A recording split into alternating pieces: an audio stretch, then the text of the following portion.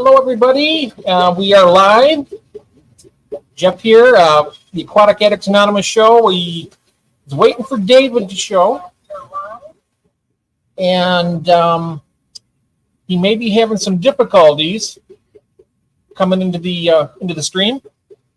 But in the meantime, let's go ahead and take a look at everybody who's in chat here and say hello.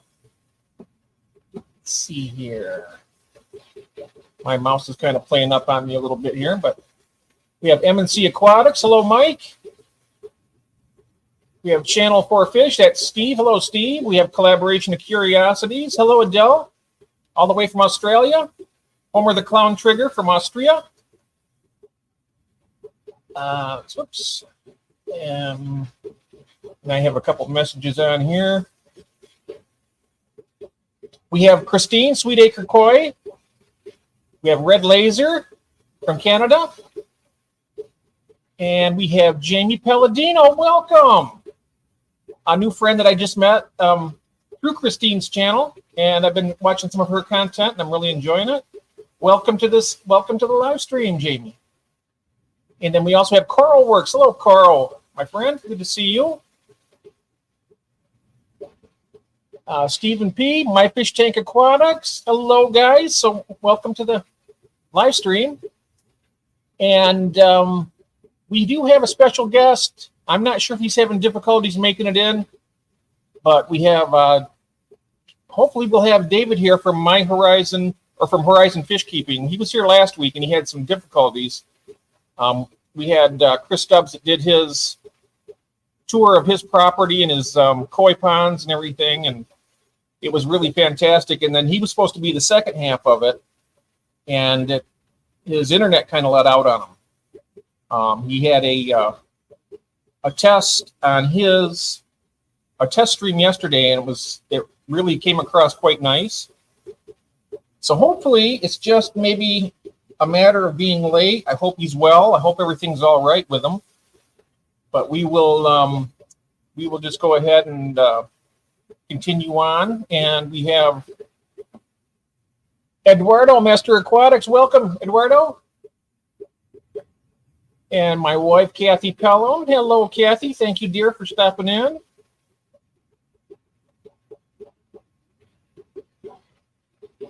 So always so nice to see.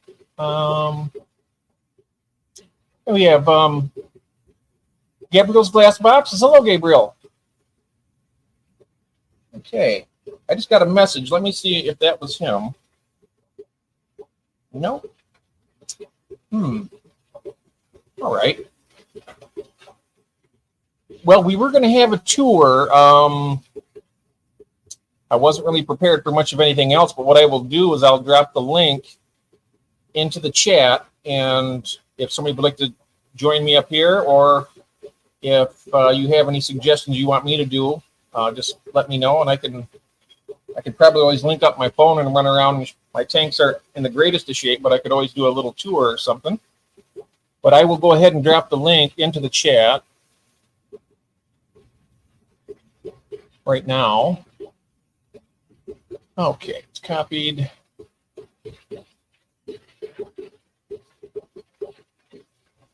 Got that in there. If anybody would like to join up in here, I really didn't have a backup plan for today, but I normally have a bunch of other people here with me. I usually have Arnold, Marie, and Shane, and I've had a few personal problems lately, and I've been a bit unbearable or whatnot. I kind of made some mistakes, so to speak, and I really regret a lot of the things that have happened. And I'm hoping that I can make some kind of amends to them, because they are fantastic, and I really, I made huge mistakes, but anyways, we won't go too much into that, but that's why they're not here, unfortunately, because of me. So hopefully I can get that. What did you do, Jeff? Well, I've been suffering a little bit, FM Aquascapes. And so, yeah, I made some bad choices and some bad comments and bad actions. So,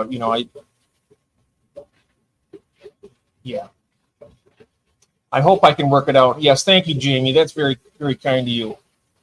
And we have ABBD. Hello, good evening. So good to have everybody here. So, what to talk about? Well, David didn't make it so far. Hopefully, he will be joining us at some point. I keep checking my email, and hopefully he will. Oh, wait a second. Did I see something? Red Laser says my mouse is playing up on me too. See, 1 minute in. No, I didn't. Did I miss him? 1 minute into the. Okay, see, MNC's up to the top. Looking down. Just scrolling down here to see.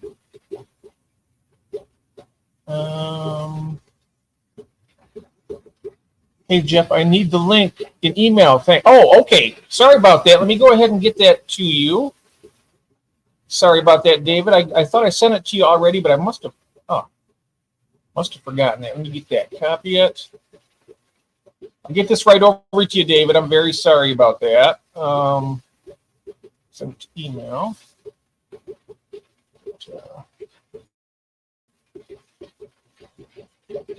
Okay, so we'll go over here. Oops.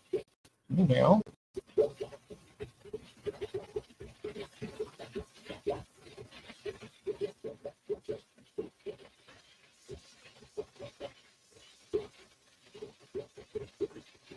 I think this is the right one. There we are. Link.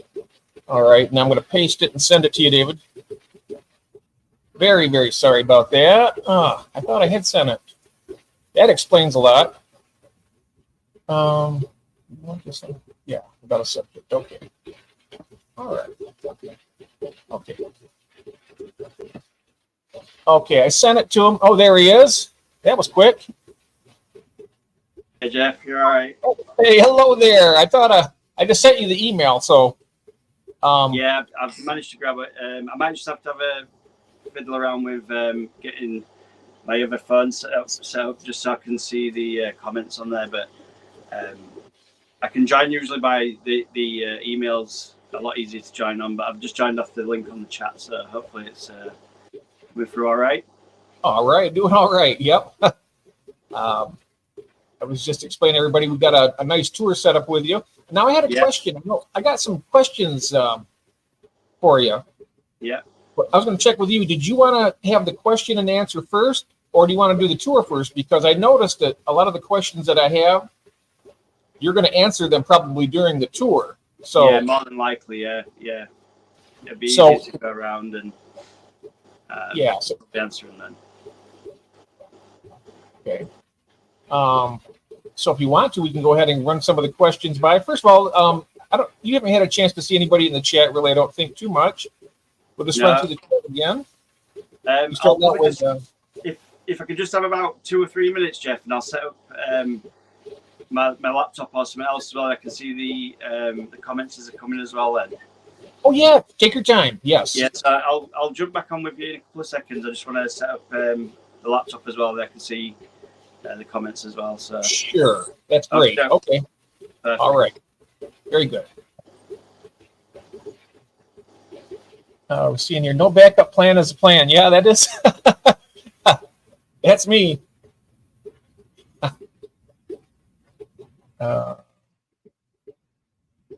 think we're caught up with the chat, I believe.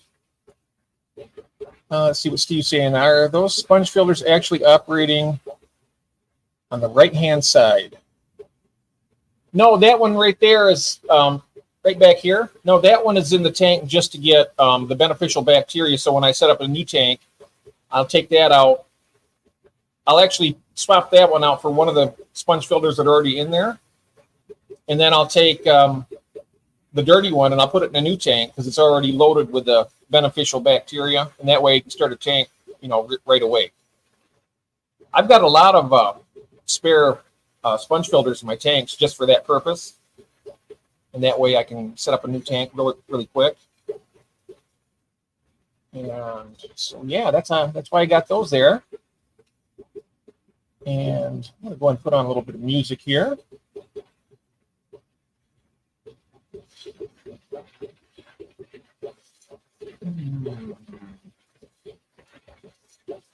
Let's see.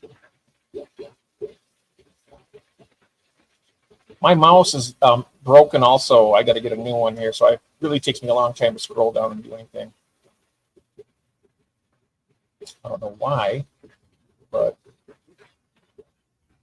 that's what it does. All right.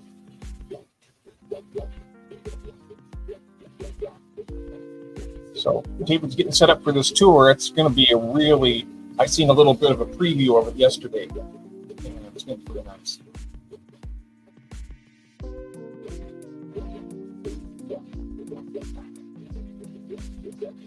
Can we share my channel link? Oh, absolutely. If somebody would like to drop Gabriel's link in the chat. We have Keith. Hello, Keith of Aquatic Fanatics UK. How you doing, my friend? So good to see you. And Melvin. Hello, Melvin.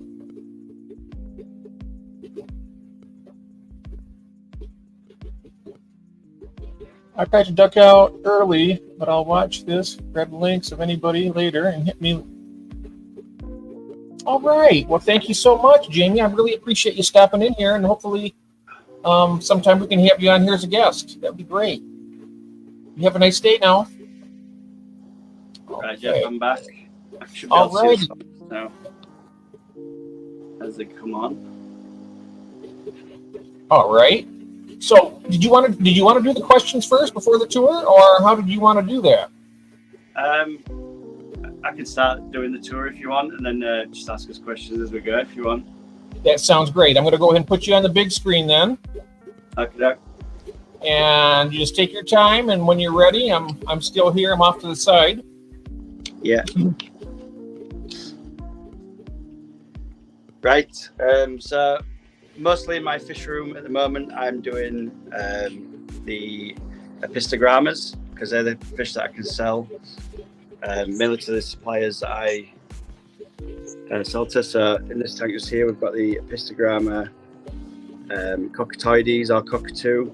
Just a guppy on the tank. I haven't managed to rip it off yet, but we set up a little breeding cave just here, and also I've just got a male at the back there. Probably just see it for the plants, and also a female who's just in the cave. So these guys, I've actually got a couple of pairs of these. I do have a pair just down in this bottom tank, which I think have spawned today. So just come down here.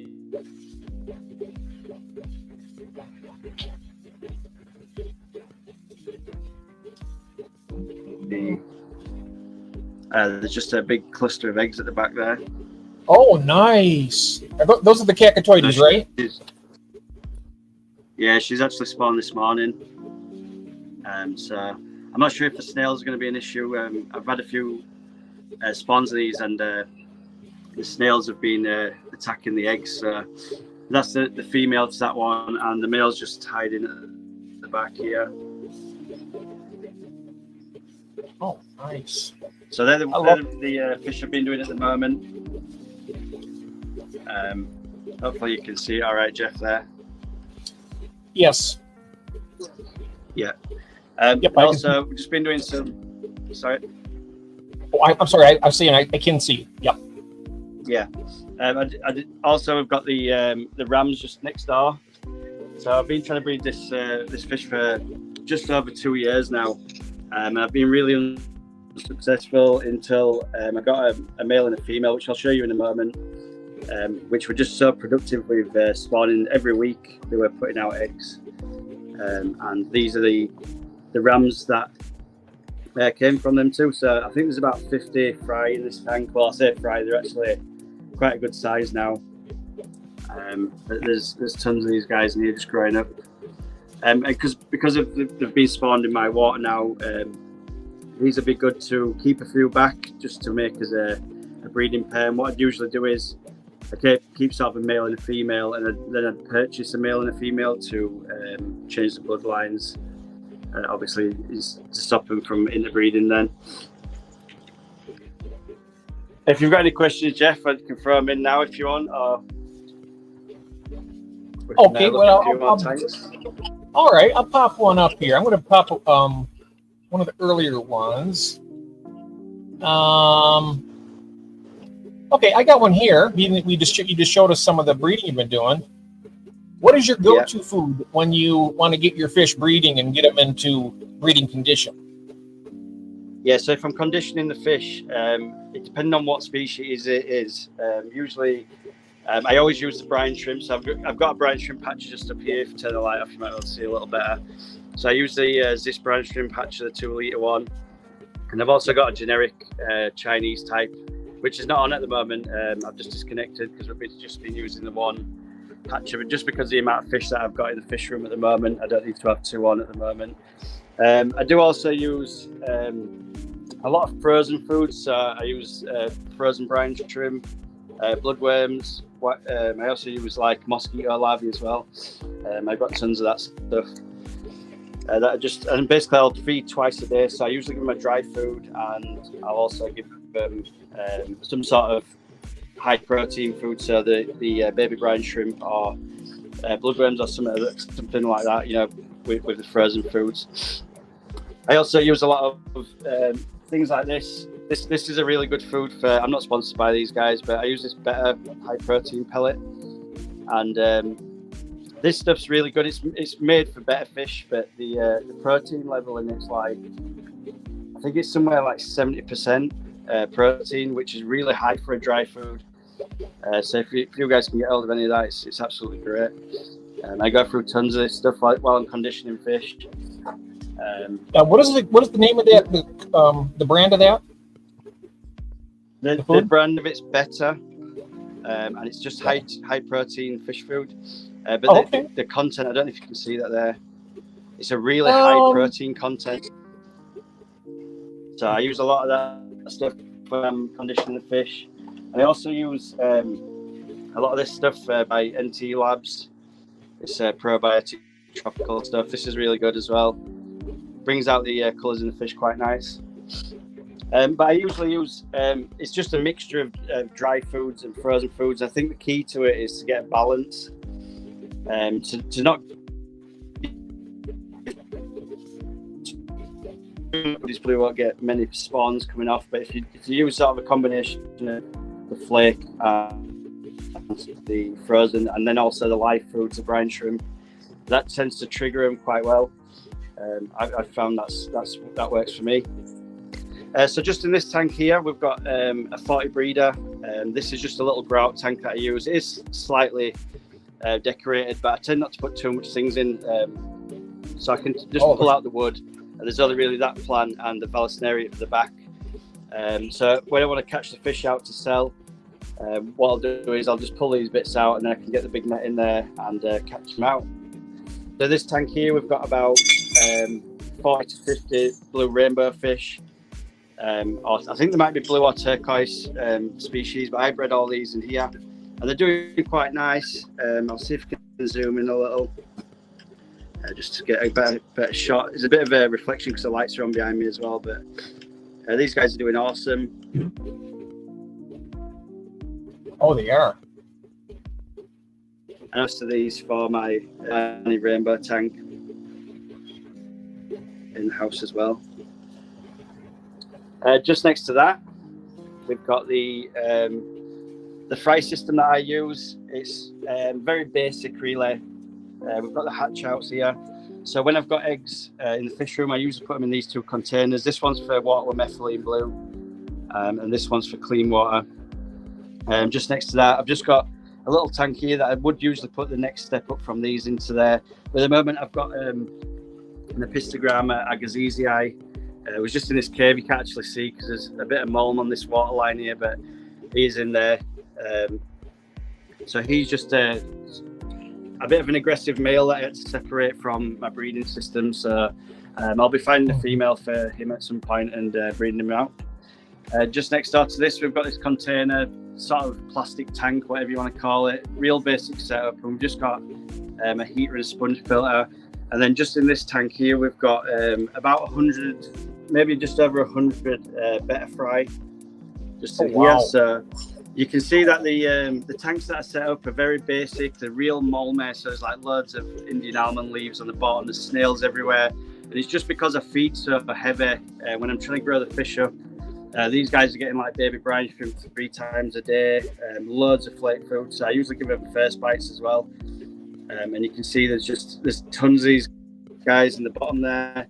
If you sort of let's see if we can get them to come up a little. Yeah, there you go. Nice. So you can see there's tons of betta fry, and these will be going into a bigger tank soon to start growing up. Just above here is my controversial cichlid tank that everyone knows about. This has got my 2 Oscar fish in. So this is Ghost and Phantom. They were a gift to me off my children for Father's Day. And also you'll notice that there's African cichlids in there, which I've had since babies. They've only known my water, so the pH or anything like that doesn't matter in here. They're in a 6-foot tank just on the top here. It's 6 foot by 1 foot by 1 foot, I think. So these guys live in harmony. The Oscars are never an issue. It's always the Malawis. The Malawis are a pain. They bicker between themselves. They've got little hides that can go into here, but the Oscars like to move them about and roll them all over the place. But these guys have been doing awesome. I've been living together for about 2 years, and everything's looking pretty good. The only problem I do have in this tank is feeding. Obviously, the diets are very different. So I usually give the Oscars lance fish first, and then because I've got the mouths full with the frozen lance fish, that gives me a chance to feed sort of a vegetarian diet to the Malawis, or I'll use a mixed Malawi sort of cichlid pellet from Hikari, and that usually works really good. We had somebody at FM Aqua Stations mentioning that the video quality right now is kind of freezing up a little bit. I'm not sure. About that. He was just mentioning it could be down to my signal, Jeff. To be honest, I'm not sure what's going on with it. Oh, okay.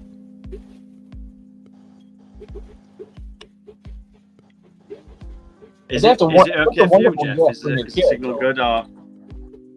The audio is great. I'll try and. The video's just getting kind of freezing up a bit and a bit choppy. Hello, Mark Strelson. Welcome, my friend. Good to see you. Is the video quality any better, guys? I've just switched to a different Wi-Fi. It should be slightly better. Oh, it is. It's a lot better. Nice and smooth, and the movement is great. Yeah. That's good. So this is the Oscar tank, if you couldn't hear me before. These are my 2 Oscars, Ghost and Phantom, and the Malawi cichlids. So I've had these guys, like I said, for around 2 years living together, and they've been absolutely fine. This is my controversial tank. So we'll check out some other tanks just over here. So we've done these are German ram fry. These are the ones that have just spawned, and then we're just moving up to this tank. So this is another tank with the pistos in. We've got a pair of. I love those Agazizias. Yeah, the Agazizias. Yeah, the super reds. These guys are doing awesome. They have spawned a few times for me, but like I say, the snails at the moment. The snails are a pain. I do bomb the food in, so I know I'm overfeeding.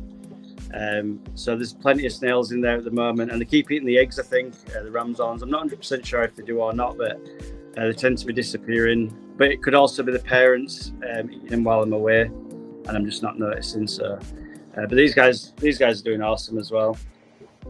In the tank next door, we've got some corridoris that I bred around 6 months ago.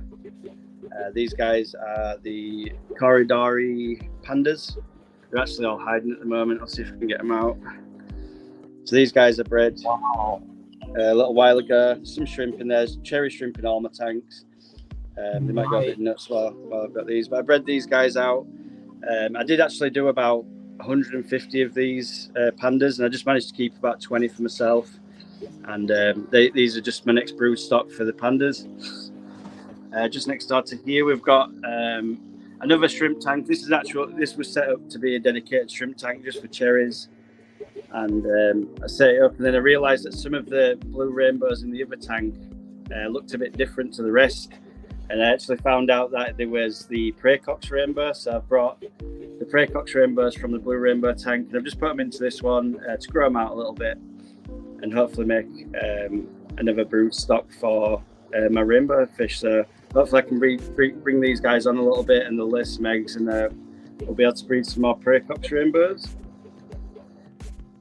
Nice. And then just below here, we've got the new addition to the fish room. So I've just picked these guys up this week, and they are rosy barbs. So these are a temperate water fish.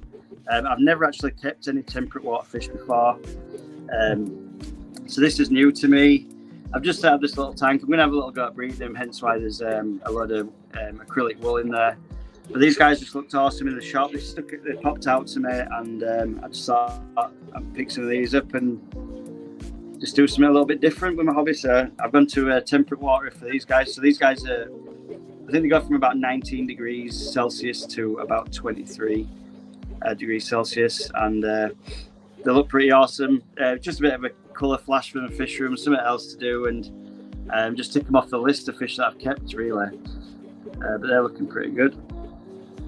Last week when we had Stubbs on, right, we were going to have a double feature with you, and he did his first one. He is into the barbs, and he has bred those several times, and yeah, they are great fish. Yeah, these are the camera doesn't do them justice, Jeff. In person, they're really gold with like an orange sort of undertone with them, and they are really nice. And I was sort of in the fish store the other day, and I was looking around the tanks. I wasn't really there to buy anything, and these guys just popped out, and I just had to have them. So I picked up 8 of these little guys. I think they were really cheap as well for fish. You know, they might have been like £3 each or something. They were really cheap. So I got a little group of them guys. Just next door to this tank here, then we've just got a mixed guppy tank. These are just totally random guppies that I've actually done all the strains of the fish that are in this tank, and they were just sort of ones that were hiding when I took fish out and sold them to the wholesaler, and I've just collected them all up pretty much, and just stuck them in this little tank here. So these guys just live in here, and they just eat loads of food and breed and whatever else. So they're doing pretty well. And then just onto the, I think it's like maybe a metre wide by about 600 mil back, and then it's taller at the back than it is the front. And we've just got a mini musk turtle in here. I'll see if he's around. It should be around somewhere, I think.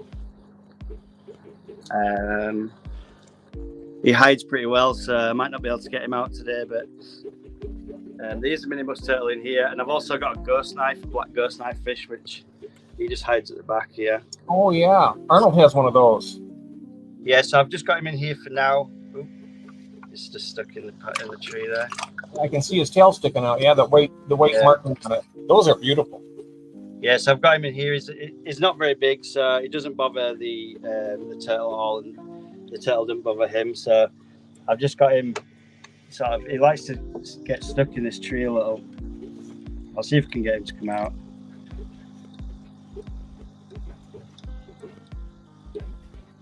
Oh, there he is. Oh, wow. Yeah, there he is, yeah. Beautiful. They're very nocturnal fish, so it's probably because the lights are on, he's trying to hide a little bit. That's an awesome fish. It's one that I've never had before, so I managed to get him, and he's living with the turtle now. So hopefully I'm going to, when he's big enough, I'm going to try and put him with the Oscars and see how he got on. But I'm not sure if, because of the shape of him, he might not be a very good tank mate for the Oscars. But we'll try and see. I think, the turtle's just here at the front. He'd probably be fine. He'd probably do the same thing. He'd probably hide all day and then come out at night.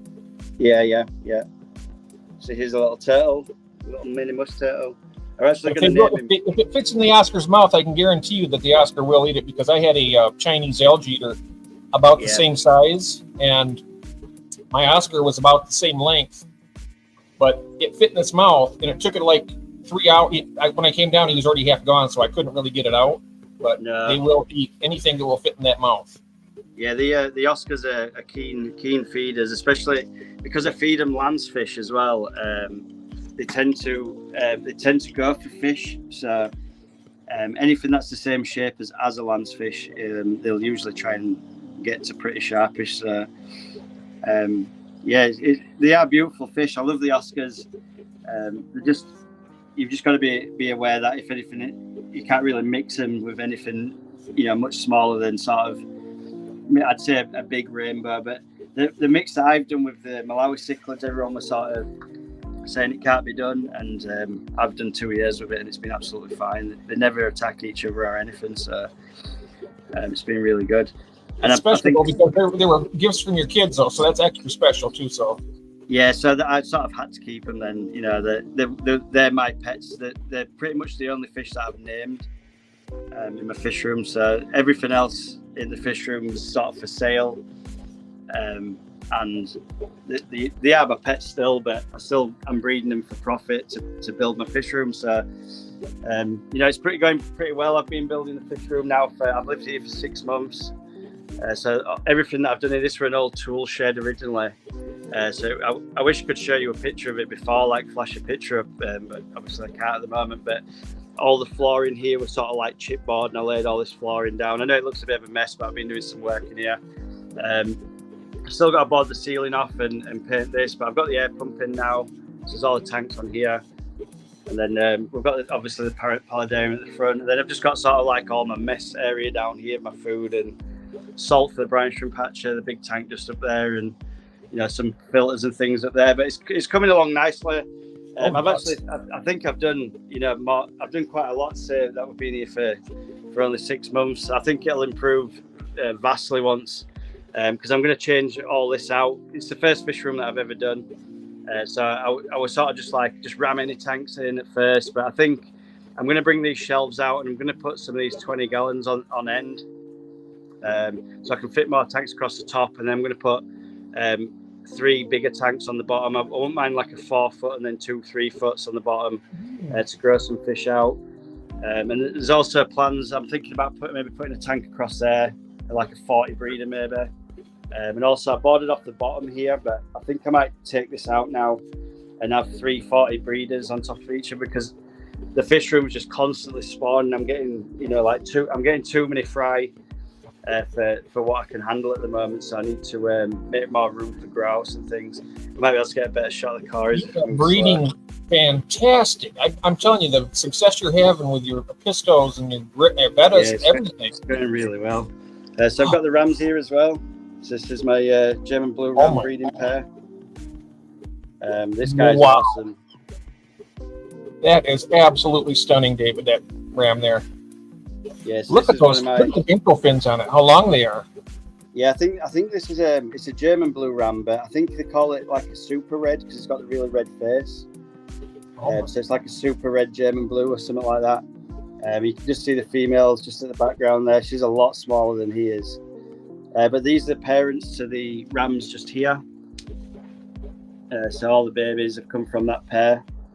And then they haven't got the colours yet, but they're starting to, if you notice, like there's one sort of alpha ram just here. That one's starting to get the blue on the face, like the spangling and things, and this one here as well.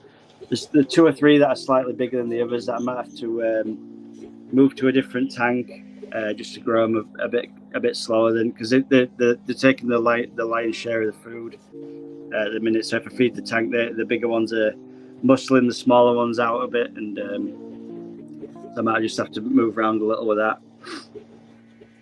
I have a question for you that I haven't put on a banner. I want to ask you this because I haven't, and I want to know, how long have you been in the hobby and how long has you been breeding?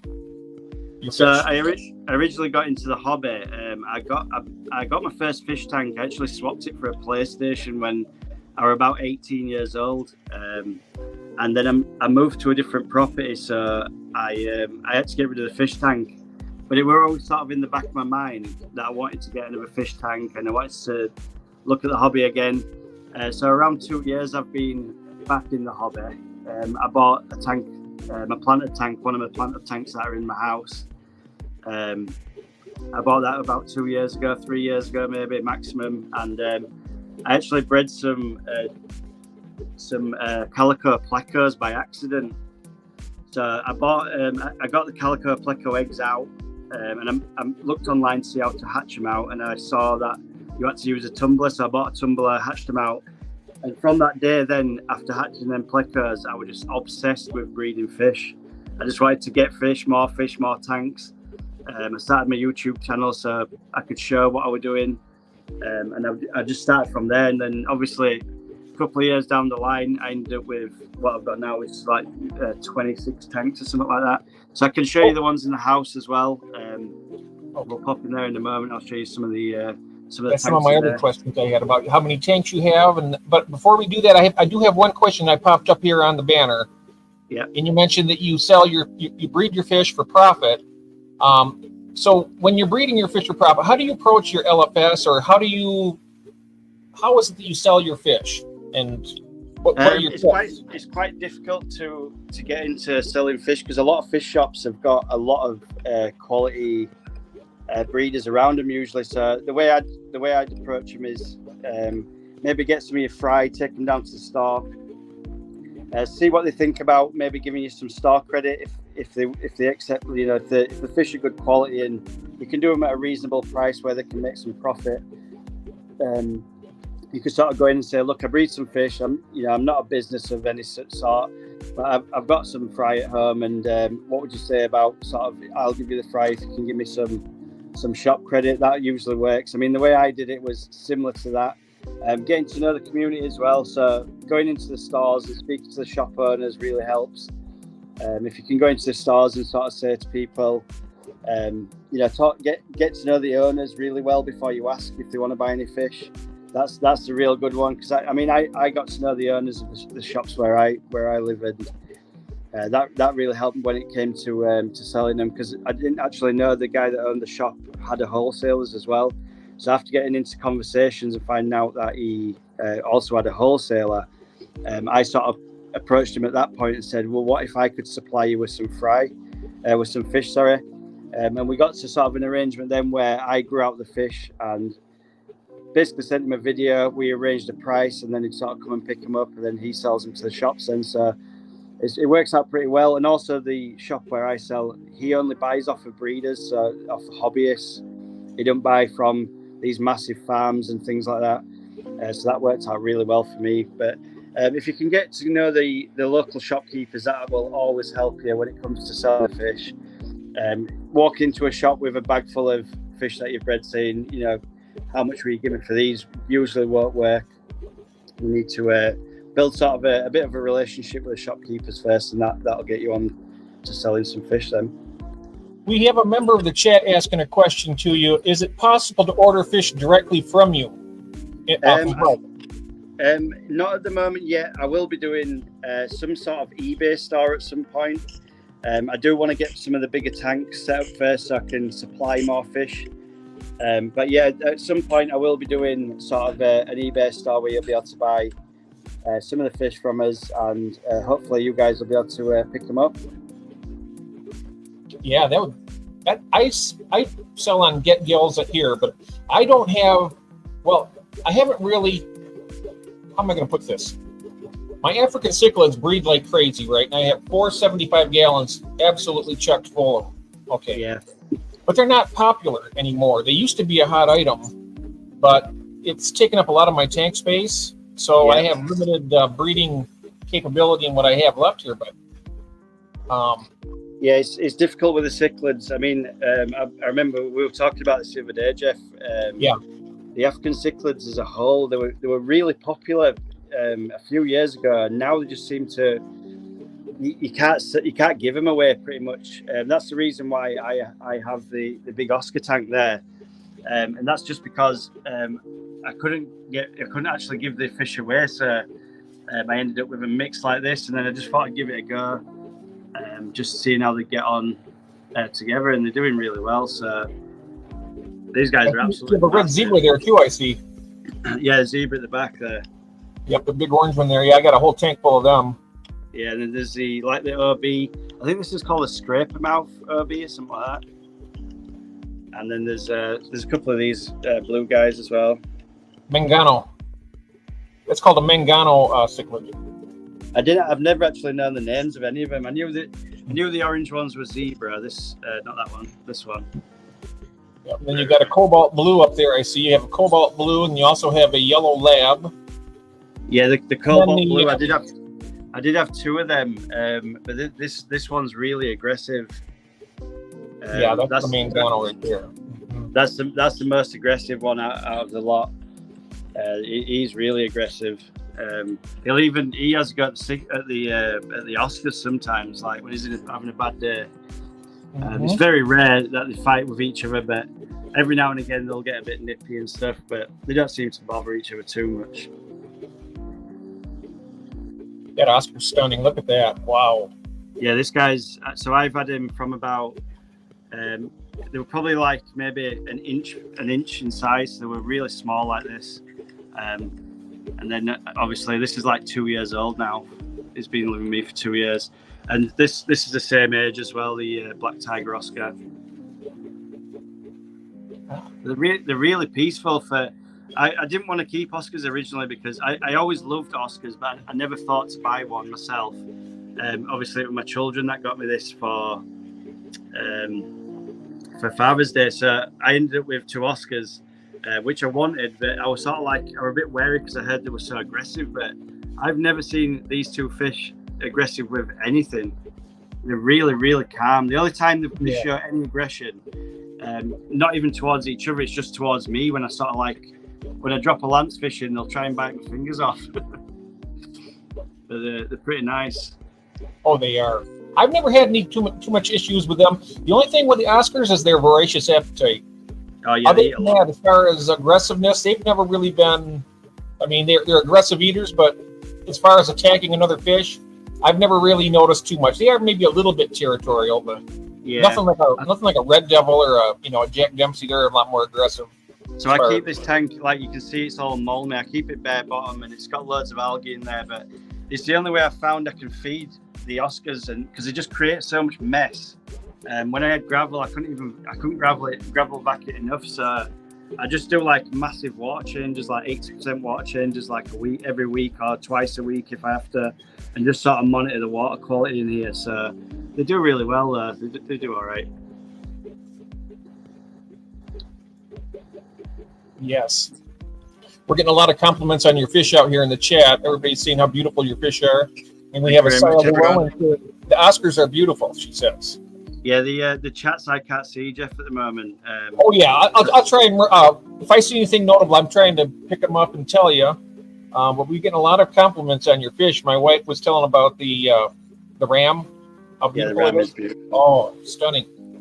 That's probably my favorite. Rams have always been one of my favorite fish, but to breed them, they're so difficult. This was the first fish that I tried to breed, the German blue ram, and it took me like 2 years to master it. And the only way that I found to breed these guys is you've got to just feed them like a lot of food. Like I was feeding them like 2-3 times a day. So I'd feed them in the morning when I got back from work, and then just before I went to bed. And also, you've got to get the temperature right up there. I mean, I've got this water set at discus temperature. Even the glass, if you feel the glass, it's warm, really warm. So I keep these guys at like 83 degrees Fahrenheit, and I've got them, I think it's like 28, 30 degrees Celsius. So they're really hot compared to the other tanks in the fish room. This one I fluctuate, so I edit up at like 85 Fahrenheit, and then when I do a water change, I'll drop it down to 80. And that usually triggers off spawning for these guys. They can be a little bit fussy. The male likes to chase the female around a little bit. And so I just made this this is actually like a coffee cup.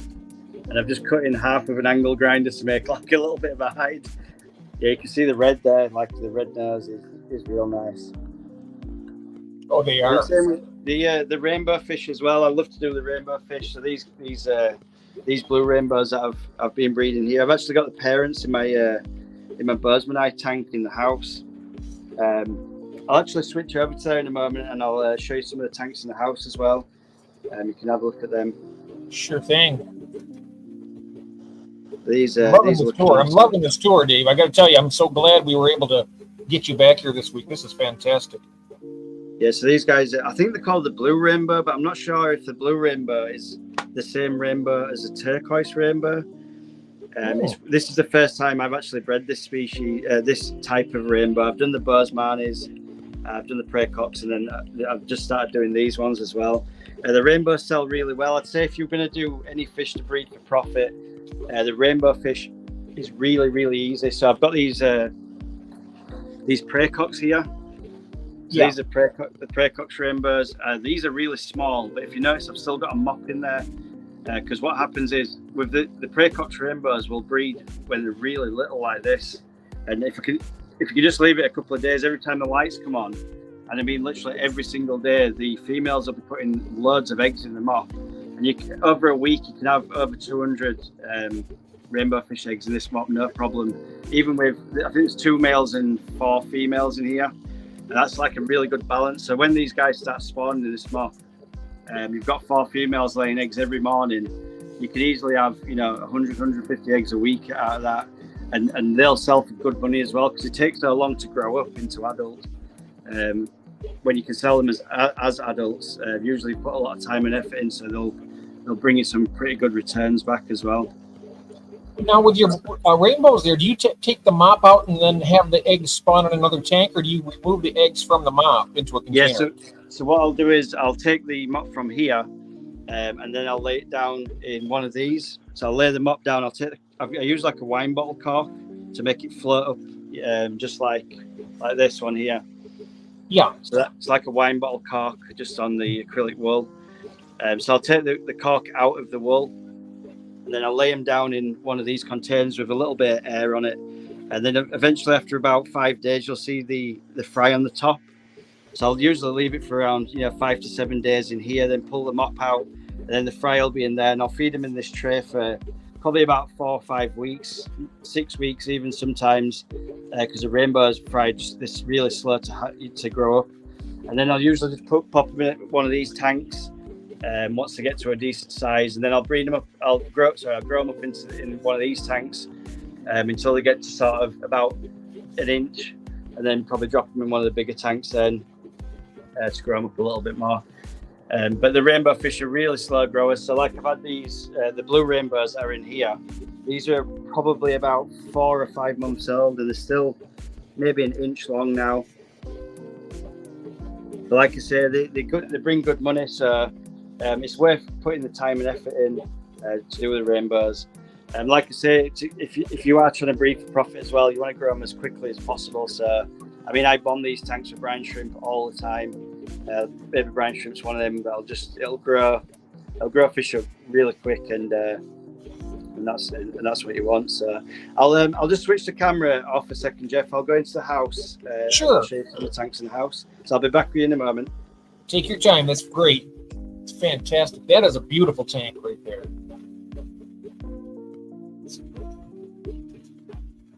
There we are. I don't know about you guys, but I'm enjoying this tour immensely. It was really, really a treat.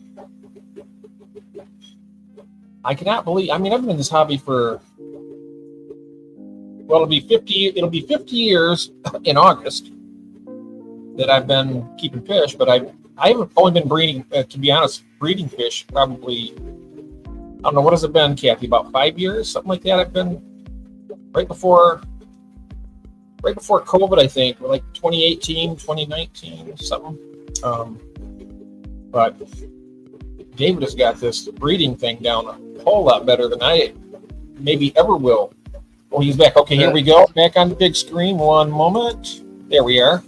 So this is the tank that started it all for me, Jeff, about 2 or 3 years ago.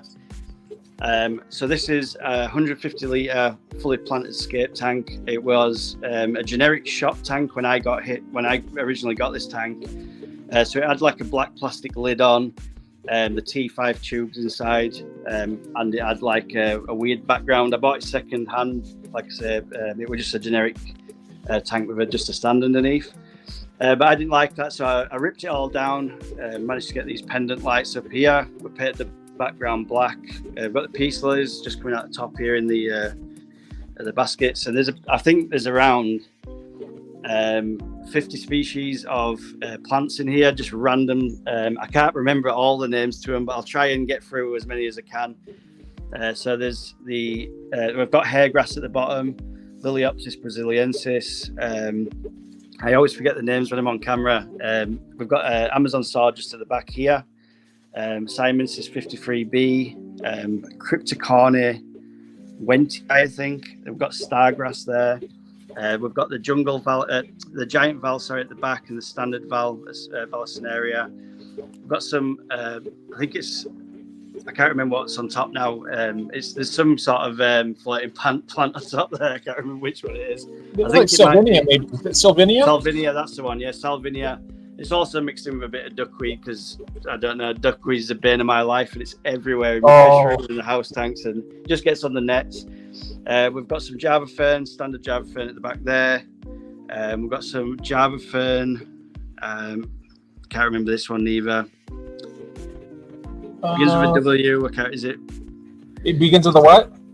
W, I think. It's like the crinkly one. Or the Windelow. Yeah, Windelow. That's that. Yeah, Windelow. Yep. We've got some Anubias Nana Petite. We've got some normal Anubias, and there's a different Anubias at the back, but I can't remember what that's called. I love those green tiger barbs.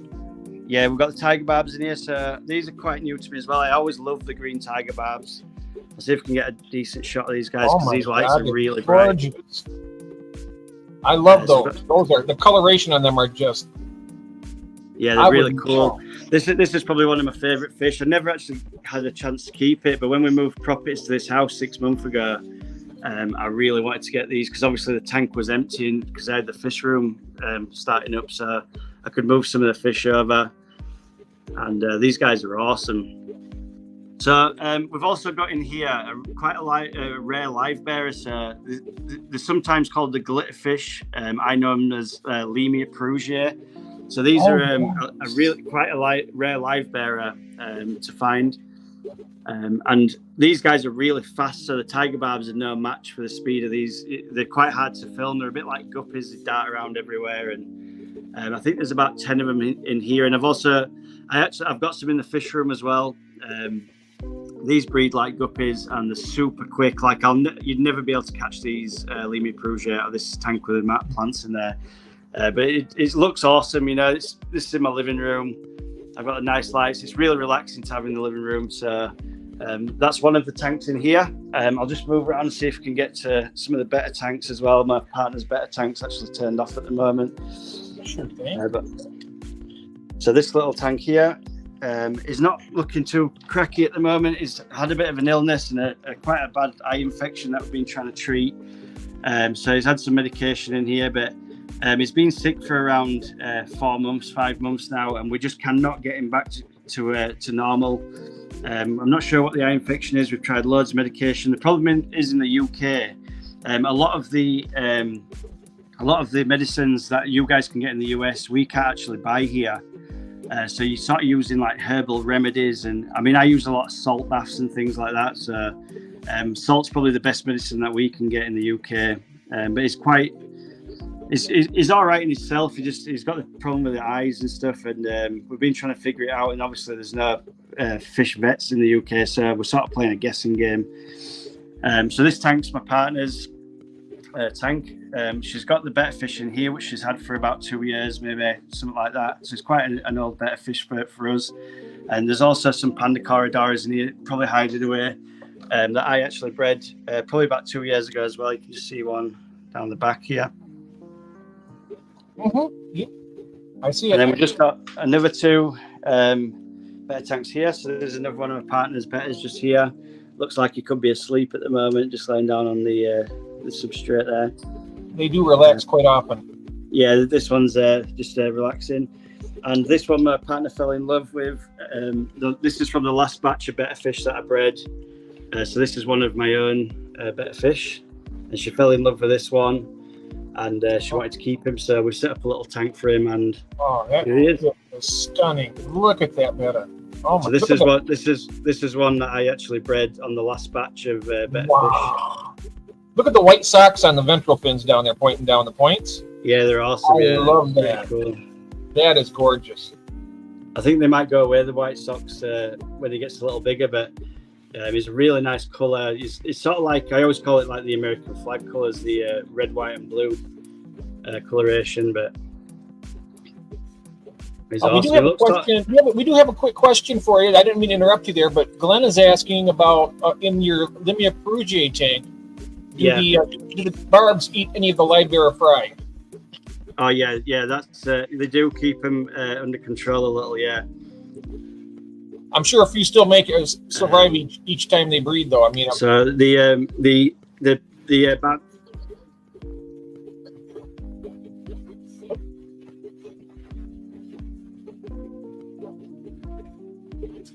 I think we got a little bit of a. Are you there, Jeff?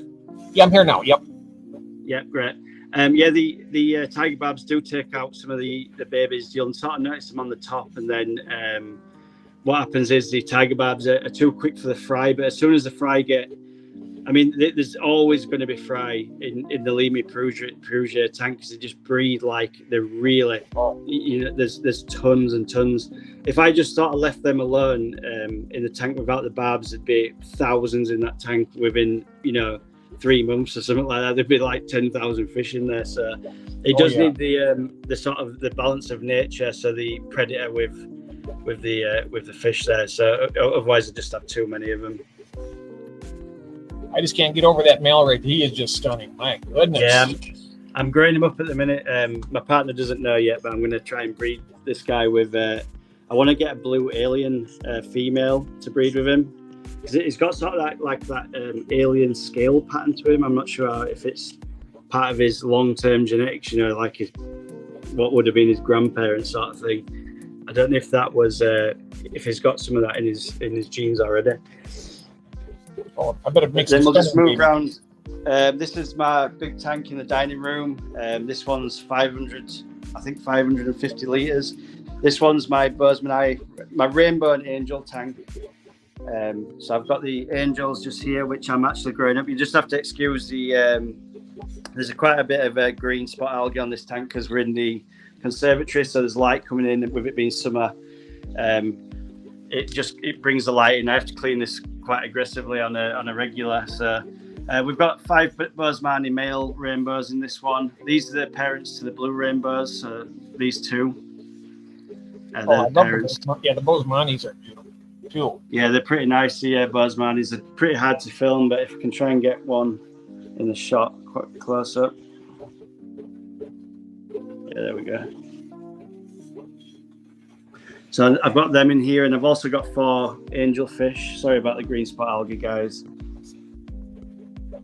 So that's one of the angels, and then there's a couple of stray guppies in here. I'm not sure how these guys got in here, to be honest. Maybe I don't know. I might have moved them with some plants or something. But there's a couple of guppies in there. I've got some of these koi angels as well. I'm hoping these will pair up. I love those koi. Pair up these two, and we can breed these guys out. So for plants in here, we've got the lily plant, Limnophilus. Is it Ceciliflora, that one? We've got Amazon sword plant. We've got a giant val. There's tons of Vallisneria, and I've actually just cut it all back this week because there was just too much of it. We're taking over the tank. We've got the giant val there, the normal val. I think this is a Ludwigia, this one. This is a new one.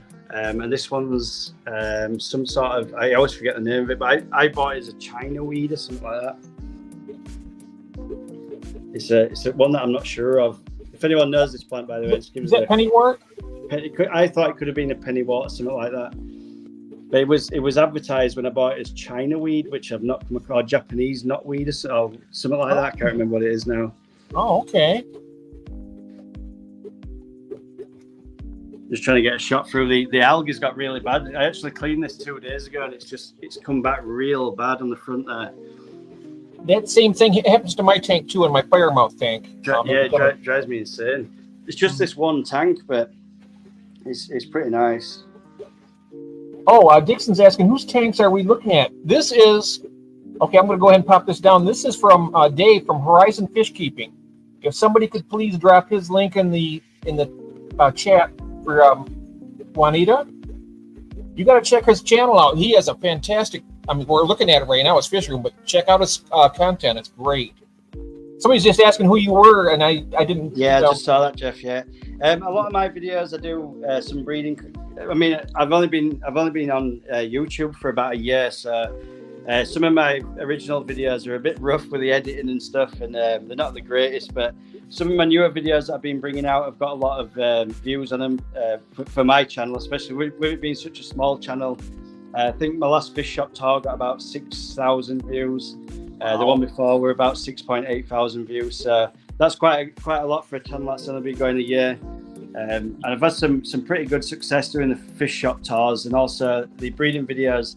A lot of the stuff that I put out on breeding videos, the panda, the breeding corridors videos were my most successful ones, and they've got on the plus side of 5,000 views each.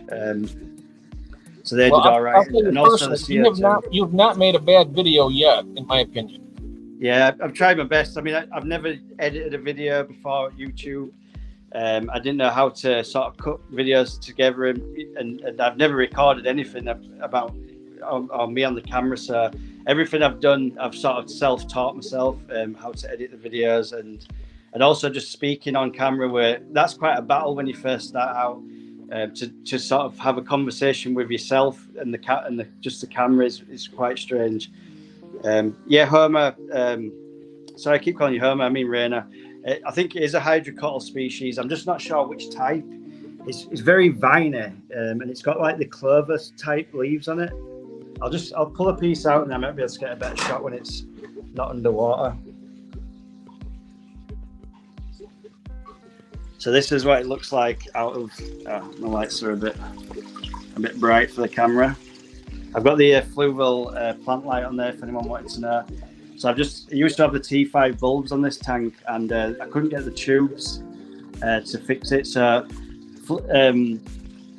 is it fluval plant? Yeah. So they do a bracket that fits into the T5 bulb section, so you can just literally hang your lights because they're waterproof. They just sort of slot in there, and you can just have the lights on there. It's great. It's a really good idea. It's also a remote control, so that's awesome. So this is the leaf structure of the plant that we're looking at. I think it might be a high. I like the looks. But it just sort of grows like this. I can float this now, and it'll just grow everywhere because it sends out these little, the stems on the back here on each leaf. Aerial roots, yeah. Yeah, so every single leaf on this, you can make a new plant. So I've cut this like here.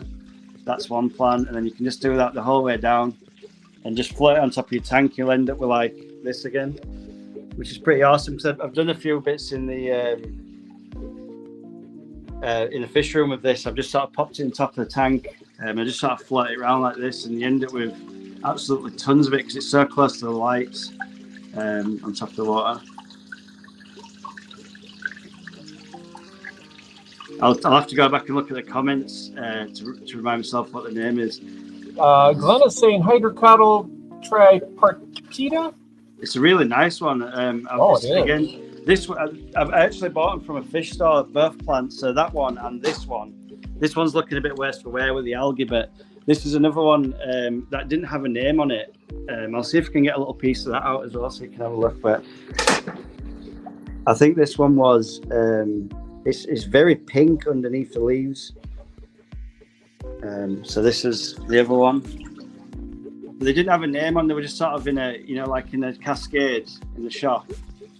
Oh wow! This one's really pink underneath. What is that? Is that a pink flamingo? I think it's some sort. I thought it was some sort of like Ludwigia, but I'm not 100% sure what it is at all. All I know is it looks more like it looks like a crypt to me. Yeah, look, it's absolutely massive. It's like it goes from there to there. So it's quite a tall plant. There's about 5 stems there, maybe in that bunch that I just planted down in the substrate. But it goes from there to up there. But it's very pink. It is. It's just getting a bit of algae at the moment. But it's really pink. Like if you it looks different to me, obviously, when I'm close up. But that's the sort of pink I can see. Obviously, you guys will see it a little bit darker on the screen. Oh, yeah, it's beautiful. And then it's like a greeny color on top.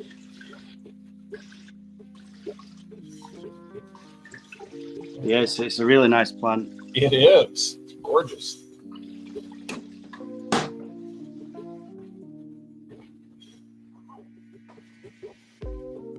Looks like Keith is saying it looks like. Let me see if I can pronounce this. That's what I thought it was, Keith. The Altanamphora. I thought that's what that one was, the pink one. I'd look online with the with the Google Lens camera, and it said it came up Altanamphora. Oh, I can see the blue on those rainbows now. They just hit the light just right. Wow. Yeah, you can get. The blue rainbows are really nice. There's one praecox there as well. The female praecox rainbow. Yes. So my idea for this tank was I actually had my Oscars in this originally. So if you look back through my previous videos on my channel, I had the Oscars in this tank, and I had my Malawi cichlids in the 40 breeder that's in my fish room now.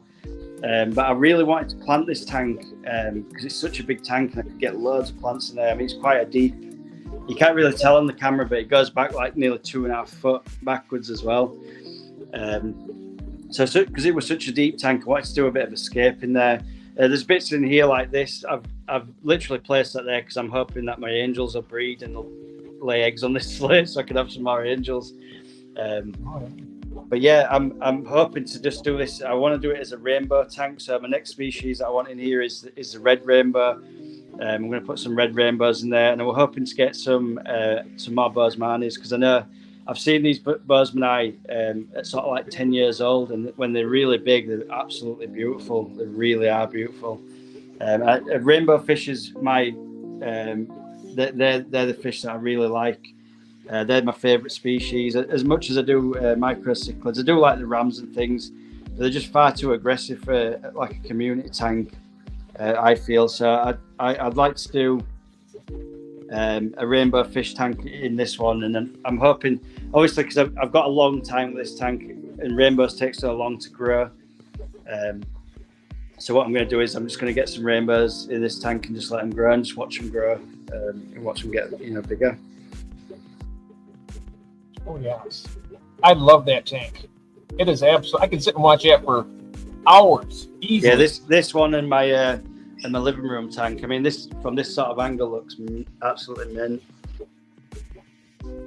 And Keith has a couple other suggestions for that other one.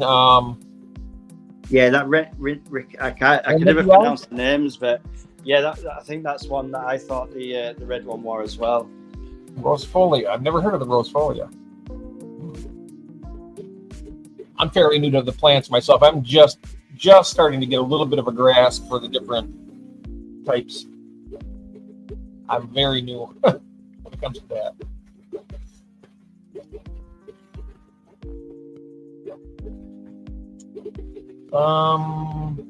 Might have just hit a blank spot for a second, possibly.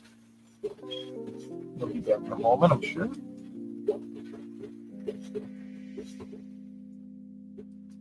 And Ranikia are fully red, and mine was. Yep.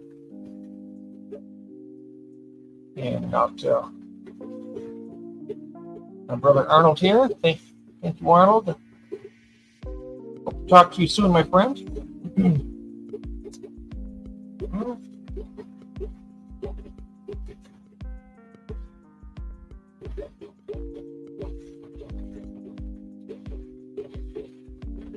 This is fantastic. I mean, for the few years that he's been in the hobby, he is so far beyond me, it's not even funny. I mean, I love keeping my fishing. I love breeding fish and seeing the fry and everything, but I haven't had even 20% of the success that Dave's had. He's really, really good at it. Yes, come back, Dave. Here he is. He's coming back.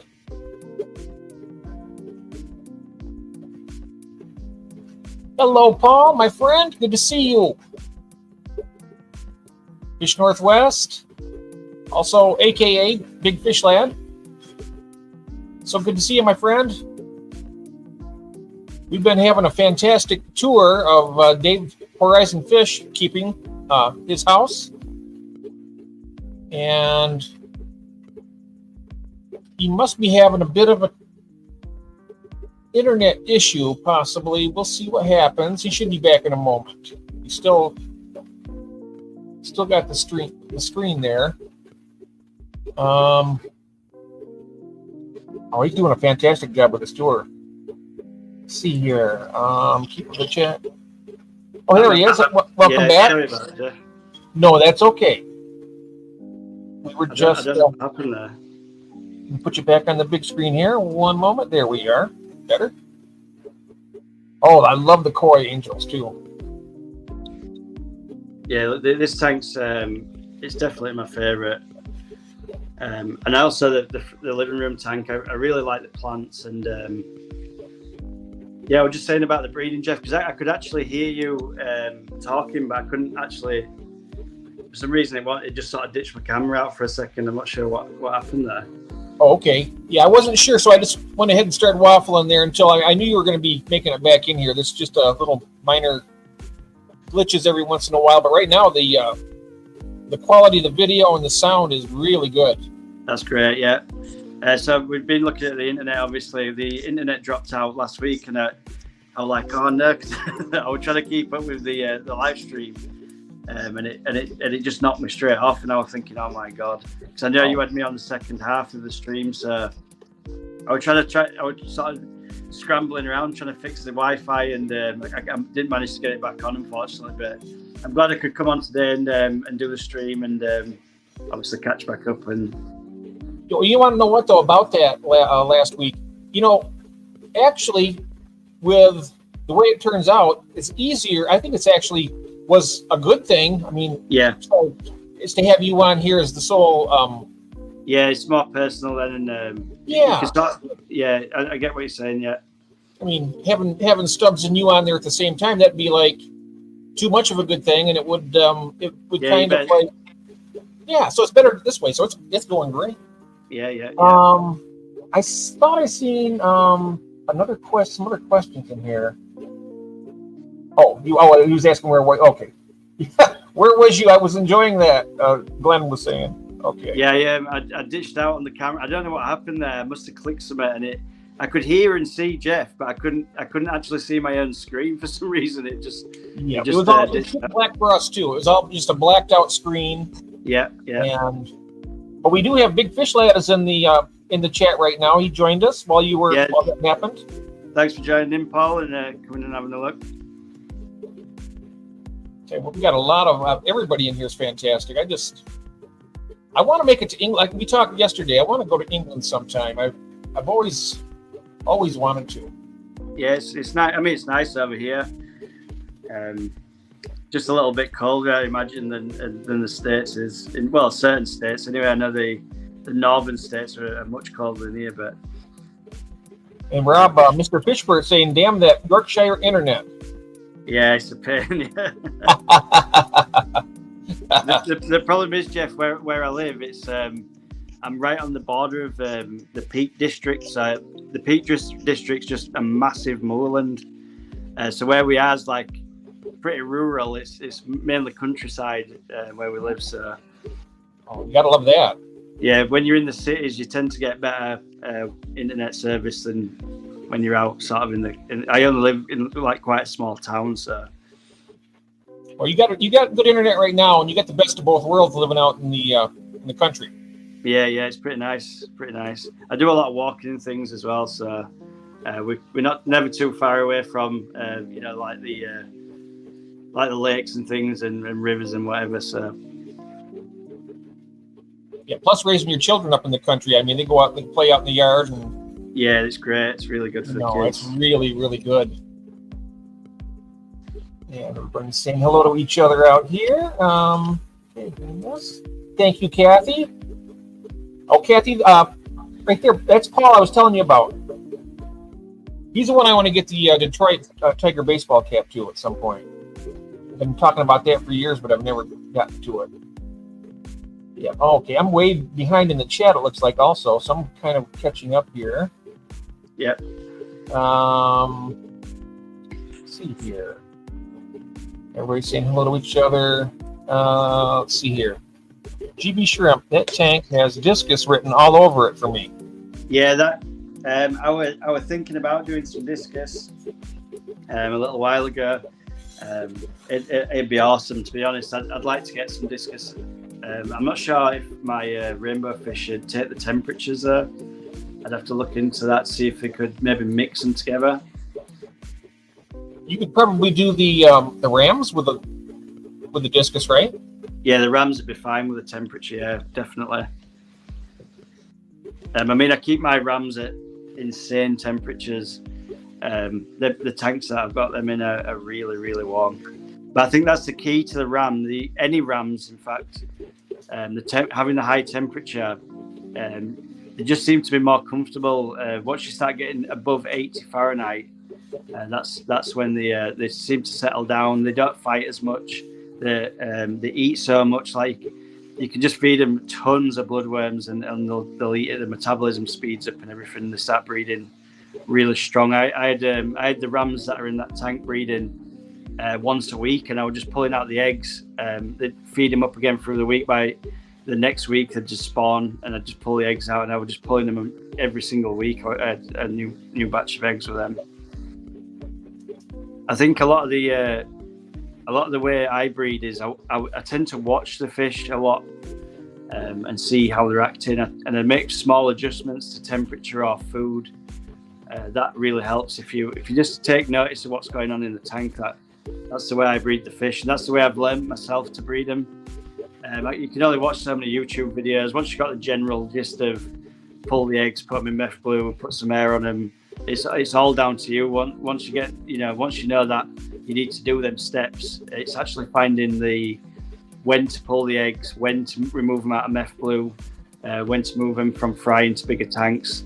Because you can have fry going in a tank, and they can be sort of 3 weeks old, and you'll move them from your fry container to a tank, and then the whole batch of fry that you've got will die, just because they're shifting water parameters, or the temperature's different, or something will change. You've got to figure out when to move them as well. That's a real key to doing the fish breeding.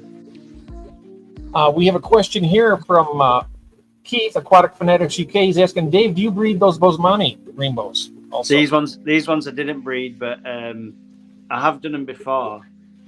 These Bosemani here are just ones that I saw in a shop, and I was looking for some really nice ones for a long time, and I saw these guys in the shop, and I was like, I want every fish out the tank, so I took them all 5 of them, and they're quite expensive in the UK. The Bosemani fish, rainbows in general are quite up there for price.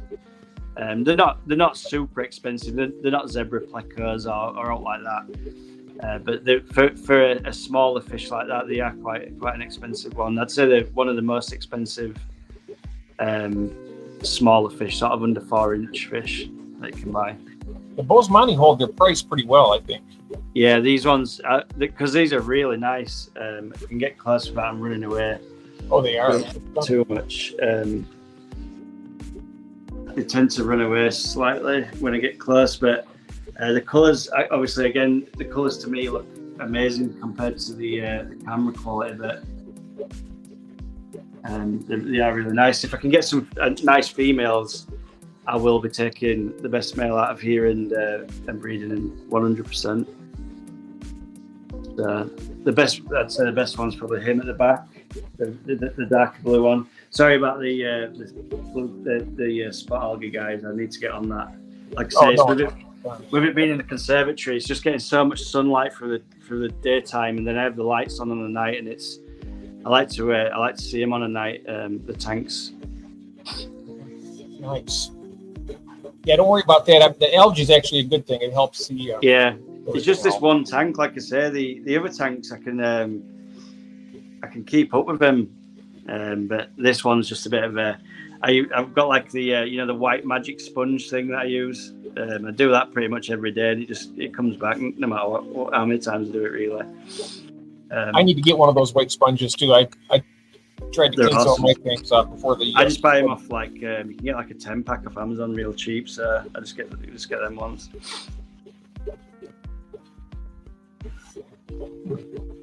Almost 13.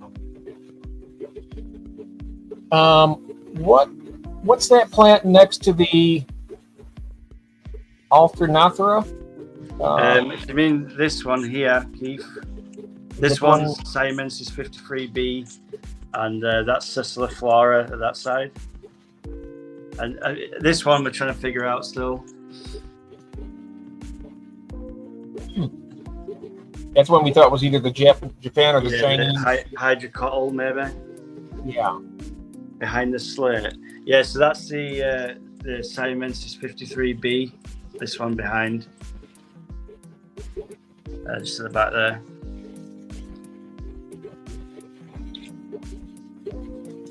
Mr. Fishburger's in Sexy Flora. Yes, that stuff's insane. I've got it. My camera's the wrong way for some reason. I'll see if I can change it. It looks the right way for you, but it's the wrong way for me on the screen on my phone. I don't know why it won't orientate for me. There we are. If I can just get it to switch around. No, it's not. I hope you get a good report on that as well, Glenn. Seeing that is an MRI on his heart. Praying for the best results.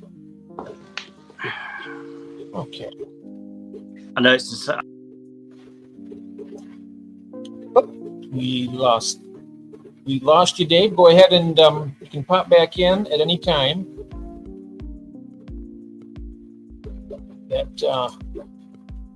That happens every once in a while, and when the internet connection is not as strong as we would like it sometimes. But wow, I'll tell you what, guys, I'm really it's a fantastic tour. All the fish that he's breeding is just mind-boggling to me. It really gives me some inspiration to try and get mine going better. Here we are. Here.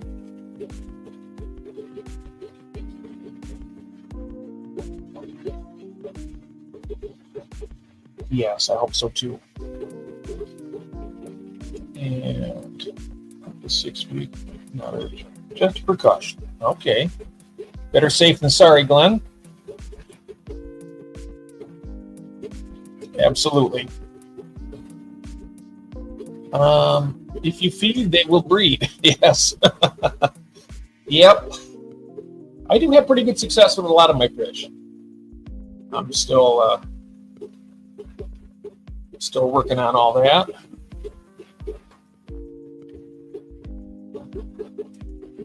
Thank you, Kathy. Absolutely. I'm just catching up with the chat here. Warp has some nice females in, Dave. Nice. Get the bread. All right. We'll see how he works out here. We're just going to keep going down. I'll catch up on the chat while he's trying to get back in. If you happen to notice him in the chat with any difficulties, let me know if I miss it. Secrets here. Lifelong equipment. Yorkshire people, it takes a lot to bring us down. The things we will get better. Thank you. Yes. Yes. Yorkshire's got a lot of great people. UK in general has a lot of great people, I tell you. I often mention this sometimes. Most of the people I have on I love America and I love American people, but I tend to gravitate for some reason. I don't know if it's the accent that I enjoy so much. Here he is. He's welcome back. There he is. Welcome back, mate. Yeah, we're back now. I'm just having a bit of trouble with my orientation on my camera for some reason. It wants to. I'm holding my phone sideways, but it's showing the other way on my screen for some reason. Oh, okay. So I'm just trying to do that, and every time I try and do it, it sort of chucks me out. So I'll keep it this way for now. Sure thing.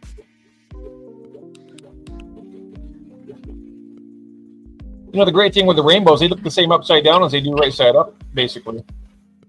Are they upside down, Jeff, at the moment? It's upside down, yep, but It's right side up. Yep, right there is right side up. Yeah, that's fine. Yeah. There it is. There it is.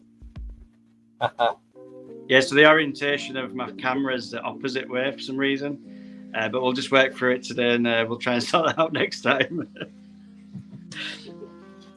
Hello, Jeff Kane is in the chat. Well, welcome, sir. Good to see you. Jeff is in. Wonderful. Yes, I'll pop back out and we'll check out some of the fish room again. And yeah, that's fine. Yep. If anyone's got any questions. If anybody has any questions, I'll call them out to you. I haven't missed some. I'm looking. I'm just catching up on the chat right now. Then Keith was saying that one looked like Hydrocotyle vulgaris. One of the plants. Saying hello to Jeff Kane. Note for Shane here. Please check out his channels and give him a like and subscribe and watch his videos. He has some really great stuff as well. Really good top fella over in England.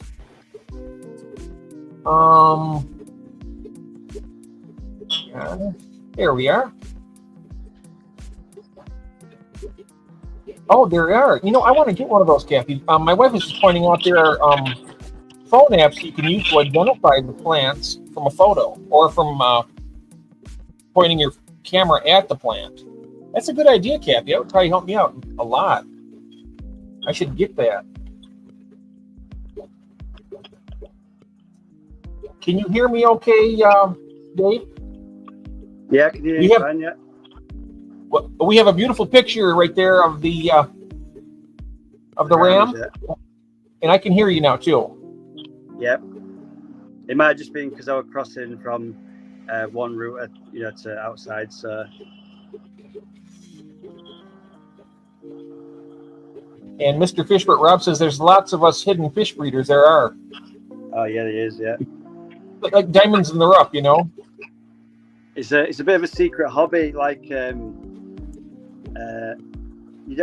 not something you talk about with people with the people that I know. They know I keep fish, but they don't know to the extent of what I keep fish, like the amount of tanks and. I love the blue lipstick on that. Yeah, it's awesome. That fish. Isn't that gorgeous? Oh. Oh yeah, swap me for Inspector Gadget. I just got to look at those colorations. You just got to get a little bit closer to these fish.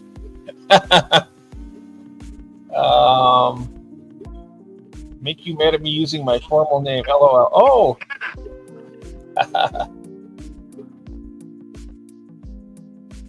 Yeah, that's right. We'll have you. We'll be doing this next week, Rob. That'll be a lot of fun. See here. Dave needs a whole show. Yes, that's right. And we're catching up on the chat here, and like we were talking about when we had Stubbs and he had a whole show. It's best that we have it this way, and that really does. Yeah, it's slightly easier. The thing is, if there's two of you going as well, because you have so much to show and talk about. It's difficult to do it all in now. We're at like an hour and a half now.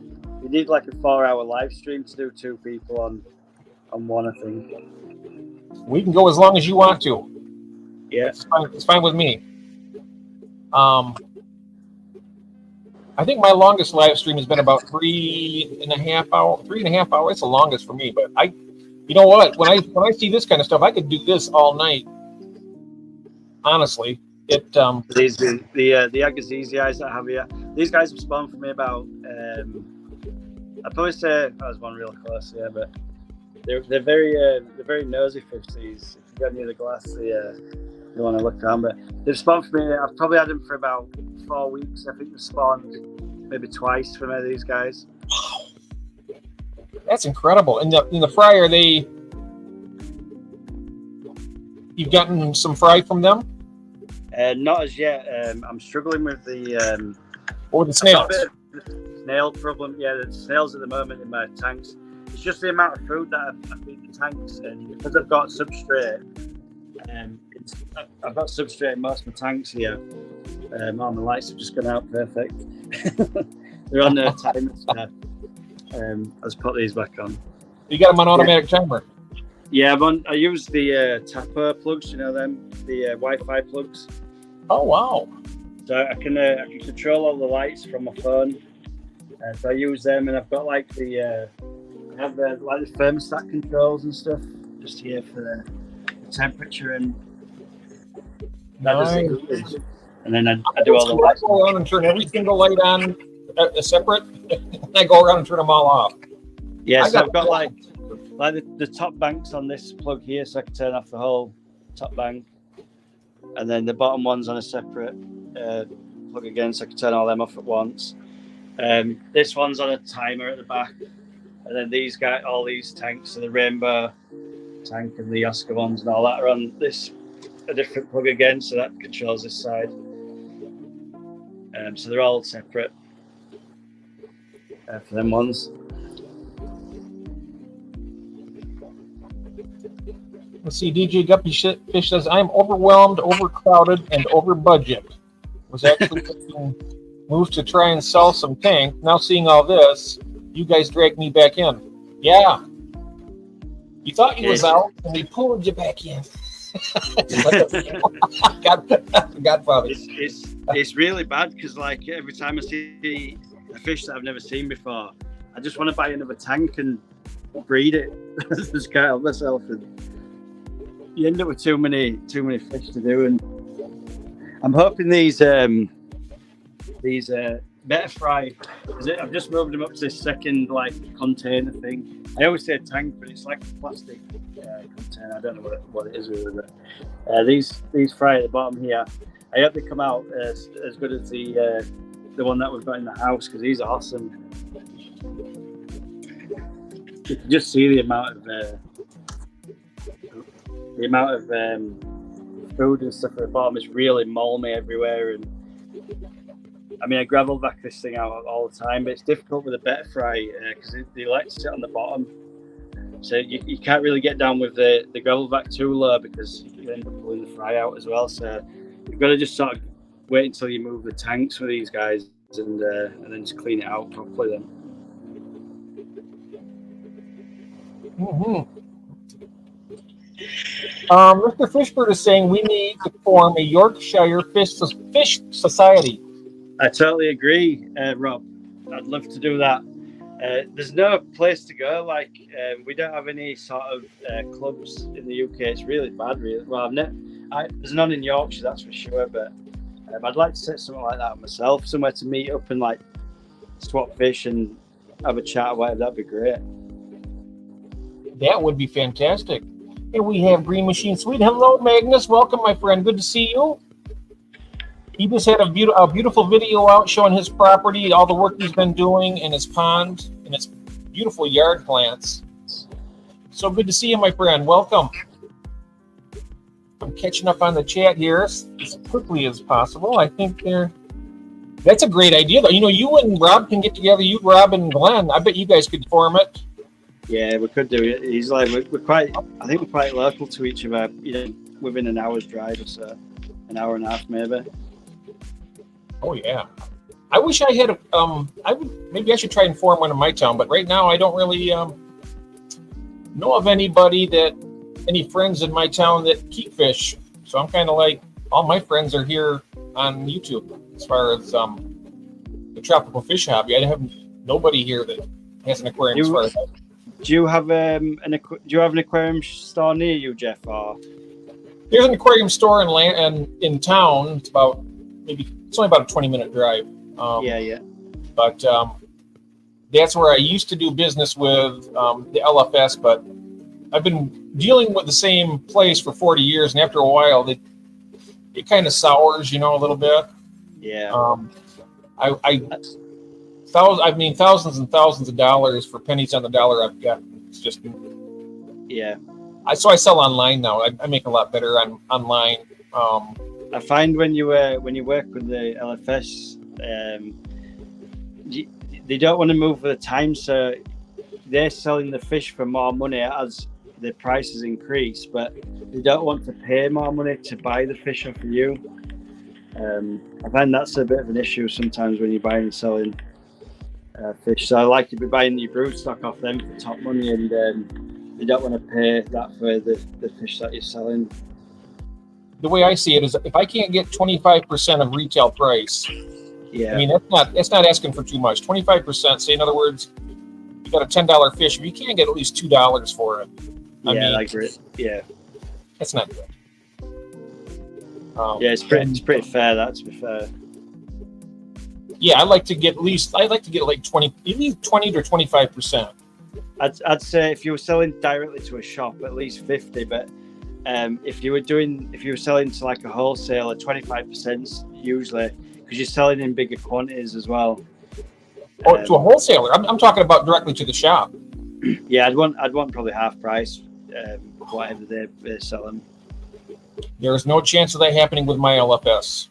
Absolutely not. He's too shrewd, very shrewd dealer, and he's got a monopoly in the area because he's the only LFS within. We're talking probably hundreds of miles. Yeah, that's the problem as well. If he's the only one, it's sort of difficult to sell elsewhere unless you are selling online at that point, isn't it? So. But luckily, we have the internet. We also have online outlets here that I can sell from.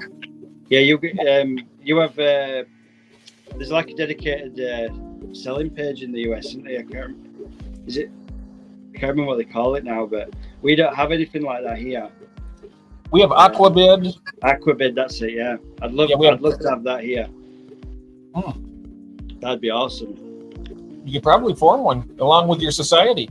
Yeah. Well, I've actually thought about doing that, to be honest. Try and set up a page like that because it's basically the eBay fish keeping, so it's awesome.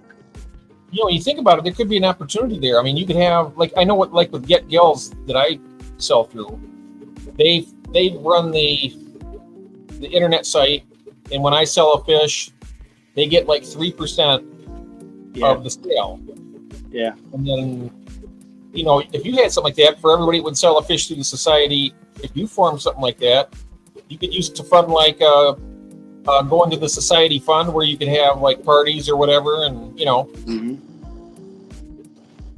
Get together, cookouts or something when the weather's nice. Just a thought.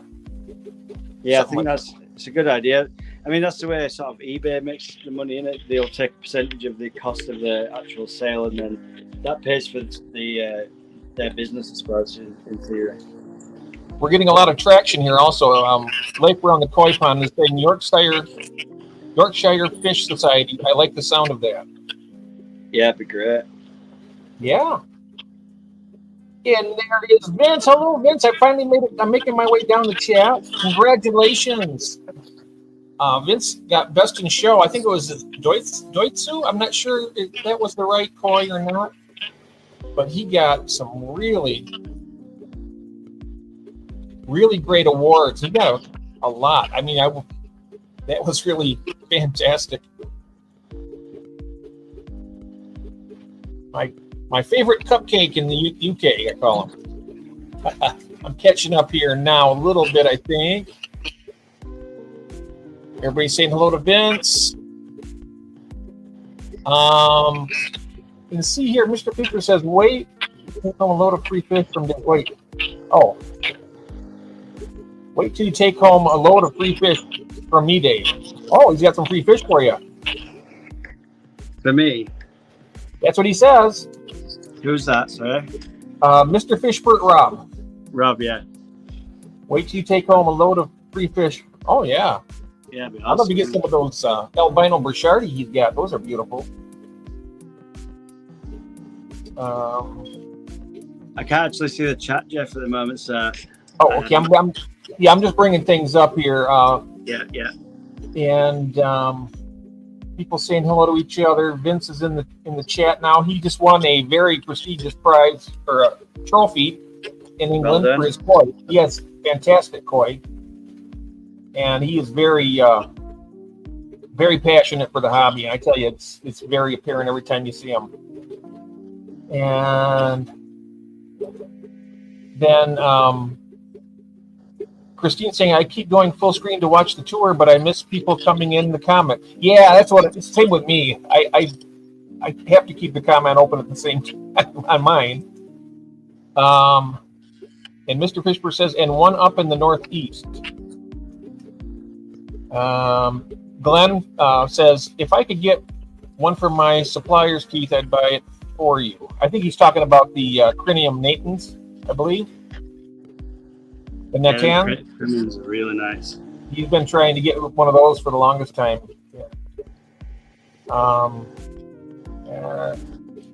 He says, I'll have some plants, please, Glenn. Oh, okay. And he needs to speak to Glenn, Rob says. Oh, look at this. And the Life Around the Koi Pond says, thing is, we have a lot of Southerners moving north. Yeah. Up to Yorkshire, huh? It's nicer in the north. Green Machine Sweden says, Rob, I'm in the southwest. Totally wrong?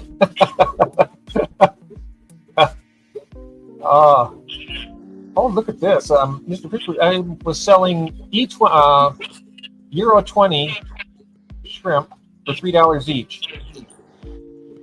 So normally 20 euros, and you're selling them for $3 each. Wow.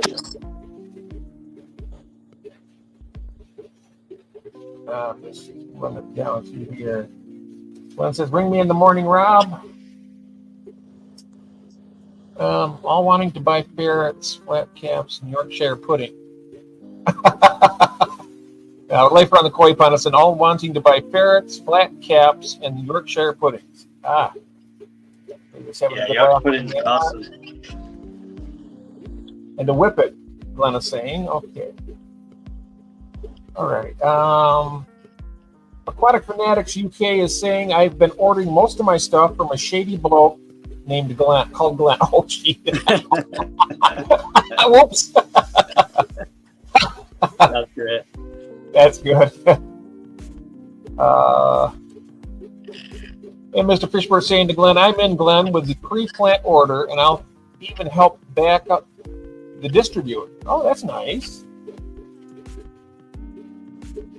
Glenn kits out my fish room, or used to. I need to maybe have a spent. That's nice. Okay. So many ponders. Yeah, we get quite a few. We've been getting some koi people in here quite a bit. When we have Vince on here, we get a lot of really great koi people. Of course, we have Christine. She's got some beautiful koi.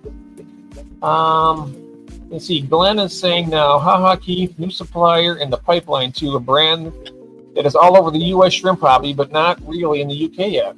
What's that one?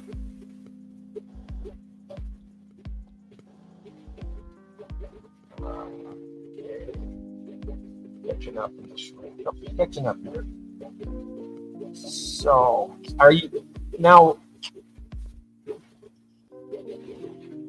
Let me see here. 1 second. Oh, the turtle you got is really, yeah, they're saying, talking about the turtle. Yeah, it's a mini musk turtle. A mini bus turtle? Yeah. Oh, wow. It can come out of the water as a aquatic turtle.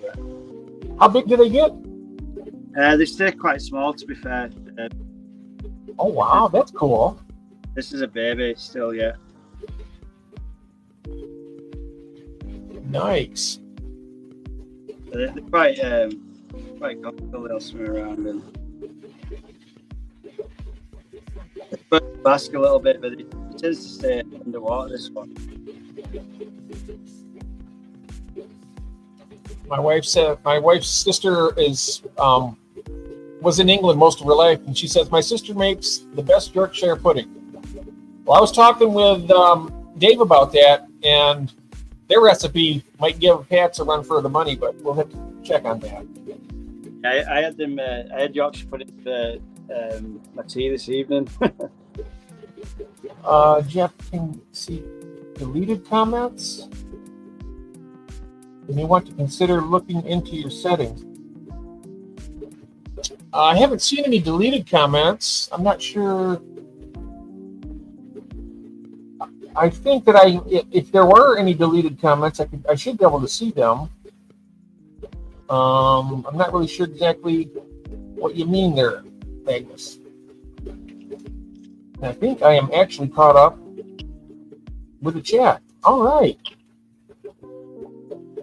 So we had a few of the questions through there that you answered. Did you want to do another tour of anything else? No, that's it, Jeff, for now, I think. Oh, that's it. Oh, okay. Do you want to come back to the screen while I Yeah, what I'll do is I'll pop on the laptop now and I'll come back on there. Okay, great. Could you just send the link? Have you sent the link to my email? Is that on there? I'll send the link to your email. Yes, I will. That'd be great. Right, I'll catch up with you in a moment. All right, I'll have it over to you in just a moment. Okay, copied email. Need just for a moment. Back to. Yeah, I'm getting pretty good at this, you know what?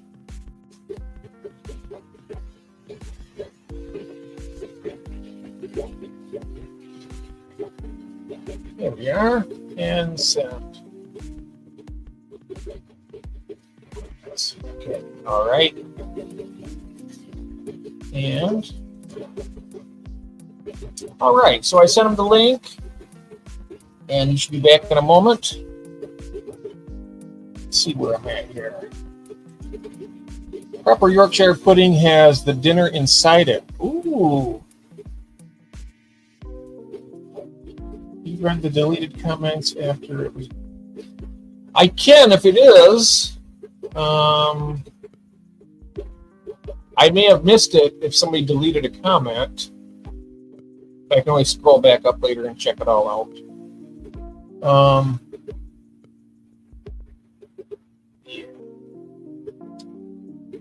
Let's see here. There's that, and then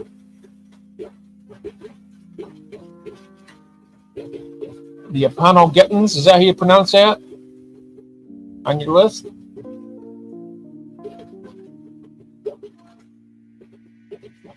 I am back, been lurking. Oh, thank you, Juanita. Good to have you back.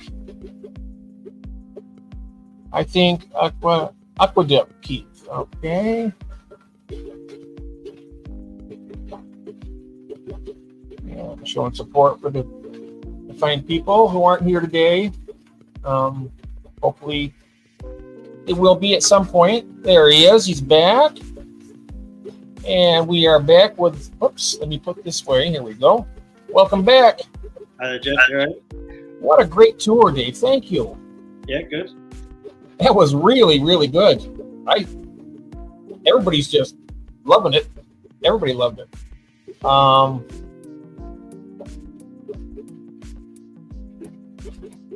I think it's you will check the settings after the stream. Yes, I'll check that out. Okay, so now we're going to go back to the questions. I'm not sure where we dropped off here at it, but I will take a look.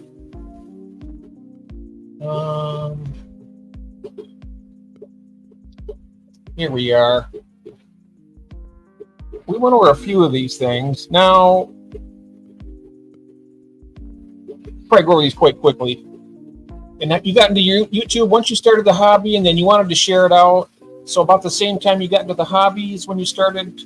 Yes, when I started doing it, I started doing the YouTube videos actually to document what I'd been doing in the fish room. So I was basically documenting the stages that I took to breed the fish. So the original videos I did wasn't for entertainment value. I did the videos to actually watch back myself, but also share it with other people. So I started that roughly around the same time. I got the tank around 2 years or 3 years ago, but my channel is actually only about a year old. And the first video that I posted is just gone to 1 year now. So I think I'm telling you, between your fish room and your YouTube channel, I mean, you really accelerate on both of them. Yeah, I'm one of them type of people, Jeff, where if I'm into something, a hobby or anything, I do it like 110%. Massive research. I read loads about stuff on books and web pages. Watching videos pretty much constantly. Whenever the if I had 10 minutes at work, for my dinner break, I'd be watching fish videos and how to breed videos. I learned a lot of stuff actually from Keeping Fish Simple. That's a really good channel. Oh, it is. Nick does a fantastic job. And I actually, I've got Master Breeder Dean on Instagram. I speak to him quite a bit, so I can ask questions. I was asking him questions regarding the rams, and he told me a lot of information about the temperatures and things. Because I was keeping them at sort of like 78 Fahrenheit, and he was like, I asked him, what temperature this guy is at, and it was like 84 at least. And once I started doing that, I messaged him a few more times, and I was trying to know what food he were using and stuff like that. And I just, over messages, I sort of got the gist of what he was trying to say, and I managed to breed him. And the German Blue Ram is a very, very difficult fish to breed. You've done it. You've done it nicely. Yeah. You can get the eggs, and you can get the fry. But maintaining the fry, the first 2 weeks are really hard. I've had them where they're sort of 2 weeks old, and you'll just feed a little bit too much, and you'll get a bit of pneumonia spike, or something will go wrong. A fluctuation in temperature, because you've constantly got to feed and change the water at the same time. And even when ram fry are really small, if even the smallest fluctuation in temperature, just doing water changes, can really throw out the fry, and it'll just start to throw them off. Kathy's asking a question to you, Dave. Who do you access for business side of the business? I think it's I'm self-employed anyway, so I have a business beside doing my fish keeping, so I'm quite business-minded anyway.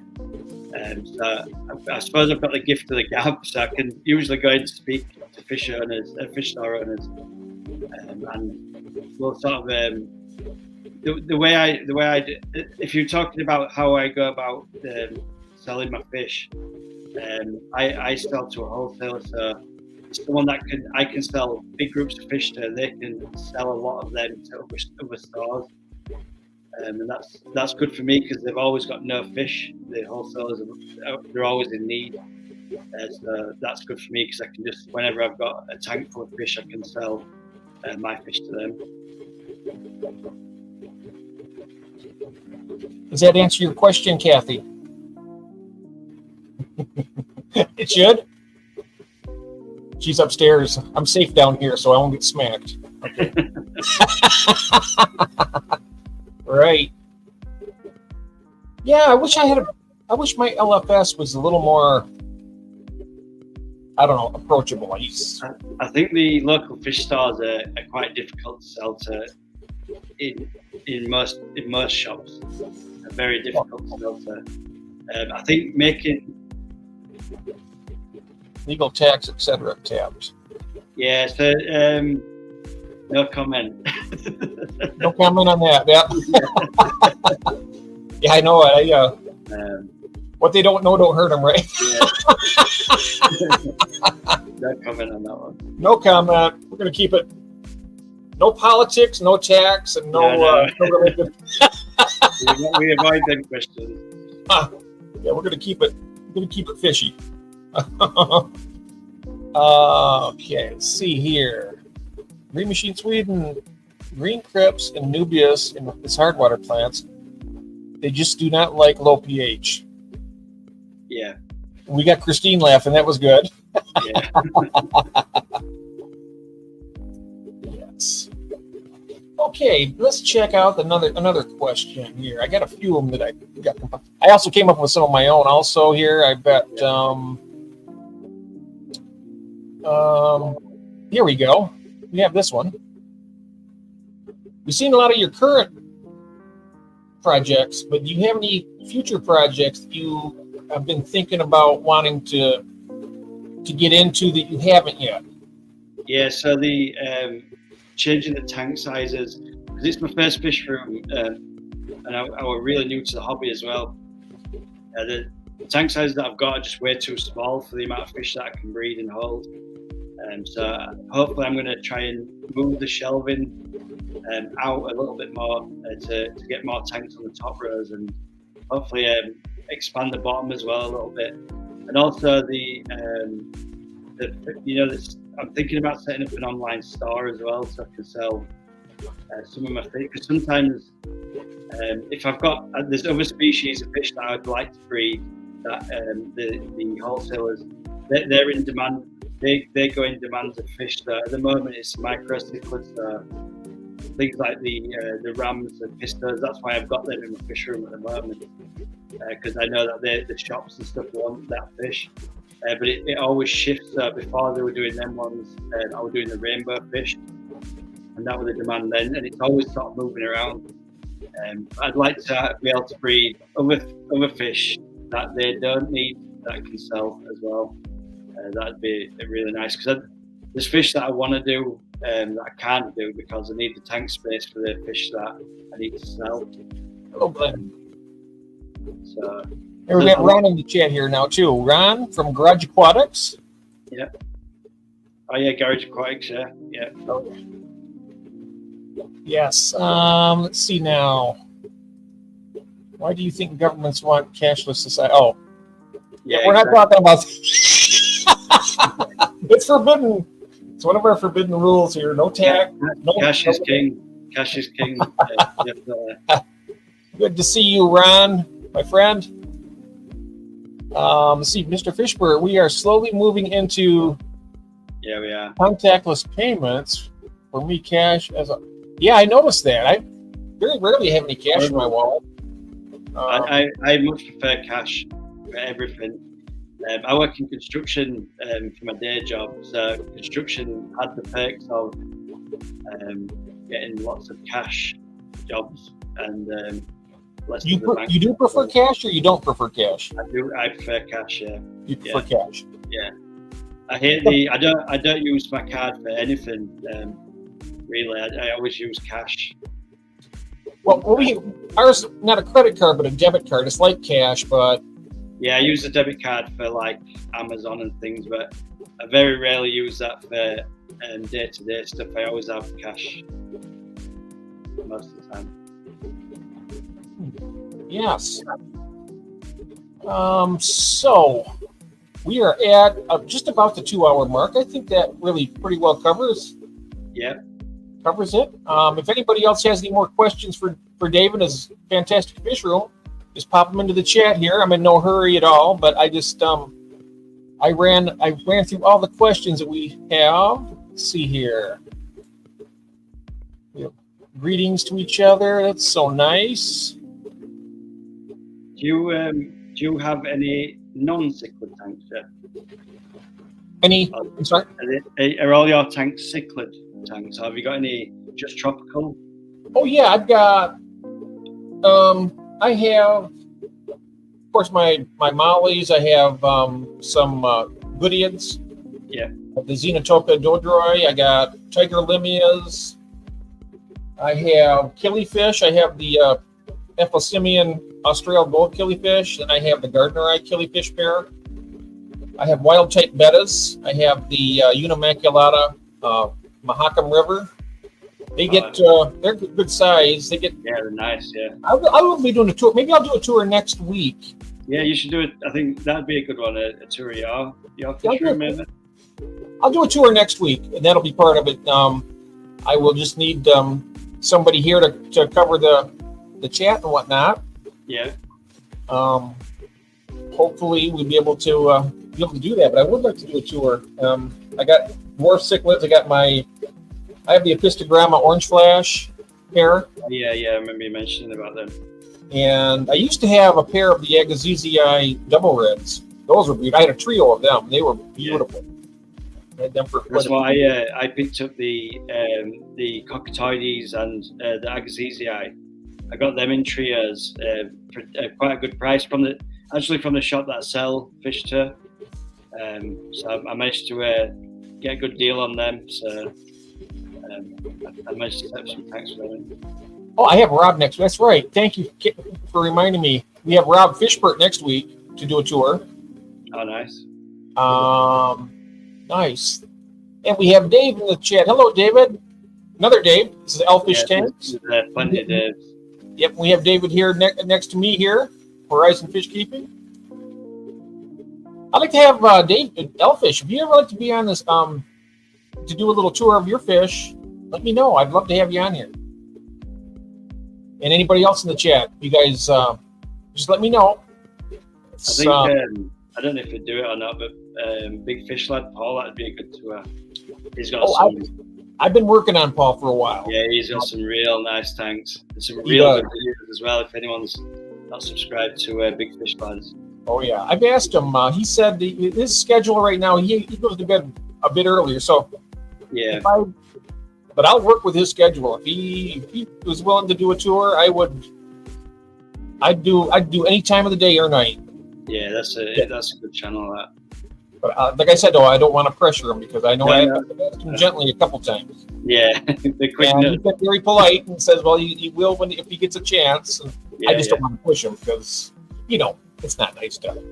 For me, anyway, I don't want to be overbearing. I can be overbearing, unfortunately, but I try not to. Yeah. As I mentioned earlier, we don't have any of the normal crew here with me because of me. Yeah, because there was supposed to be a few of us on this evening. I've been having some difficulties, so I'm going to try and get it all worked out. Yeah. We'll see what happens, because they're absolutely fantastic people, everybody here, So I will try and get it straight. Yeah, that'd be nice. So Rob with his paw shrimp, he has some beautiful shrimp. He has the boas and all kinds of really shrimps. It's shrimp, not shrimps, isn't it? I always say that for some reason. I've been thinking about setting up another Neo tank. I don't know anything about shrimp. I'm going to actually have a word with Glenn in it. Glenn's the shrimp guy. Oh, that's Glenn. Yeah, Glenn. Yeah. Or Glenn or Mr. Fishbird. Mr. Fishbird is a shrimp guy too. Yeah, one of you guys, Glenn or Rob. I'm thinking about maybe setting up a little tank. So I might have a word with one of you guys and see what we can sort out. I think does Glenn sell shrimp as well, or is it just? I'm not sure if he sells shrimp. Glenn. Who was that? Does Glenn sell shrimp or? Oh, I think he does. Yeah, I thought so. I don't know. Rob will know. Rob will know if he does or not. Rob, are you still out here? Do you know if Glenn sells shrimp? Went there, talked shrimp all night. Oh yes.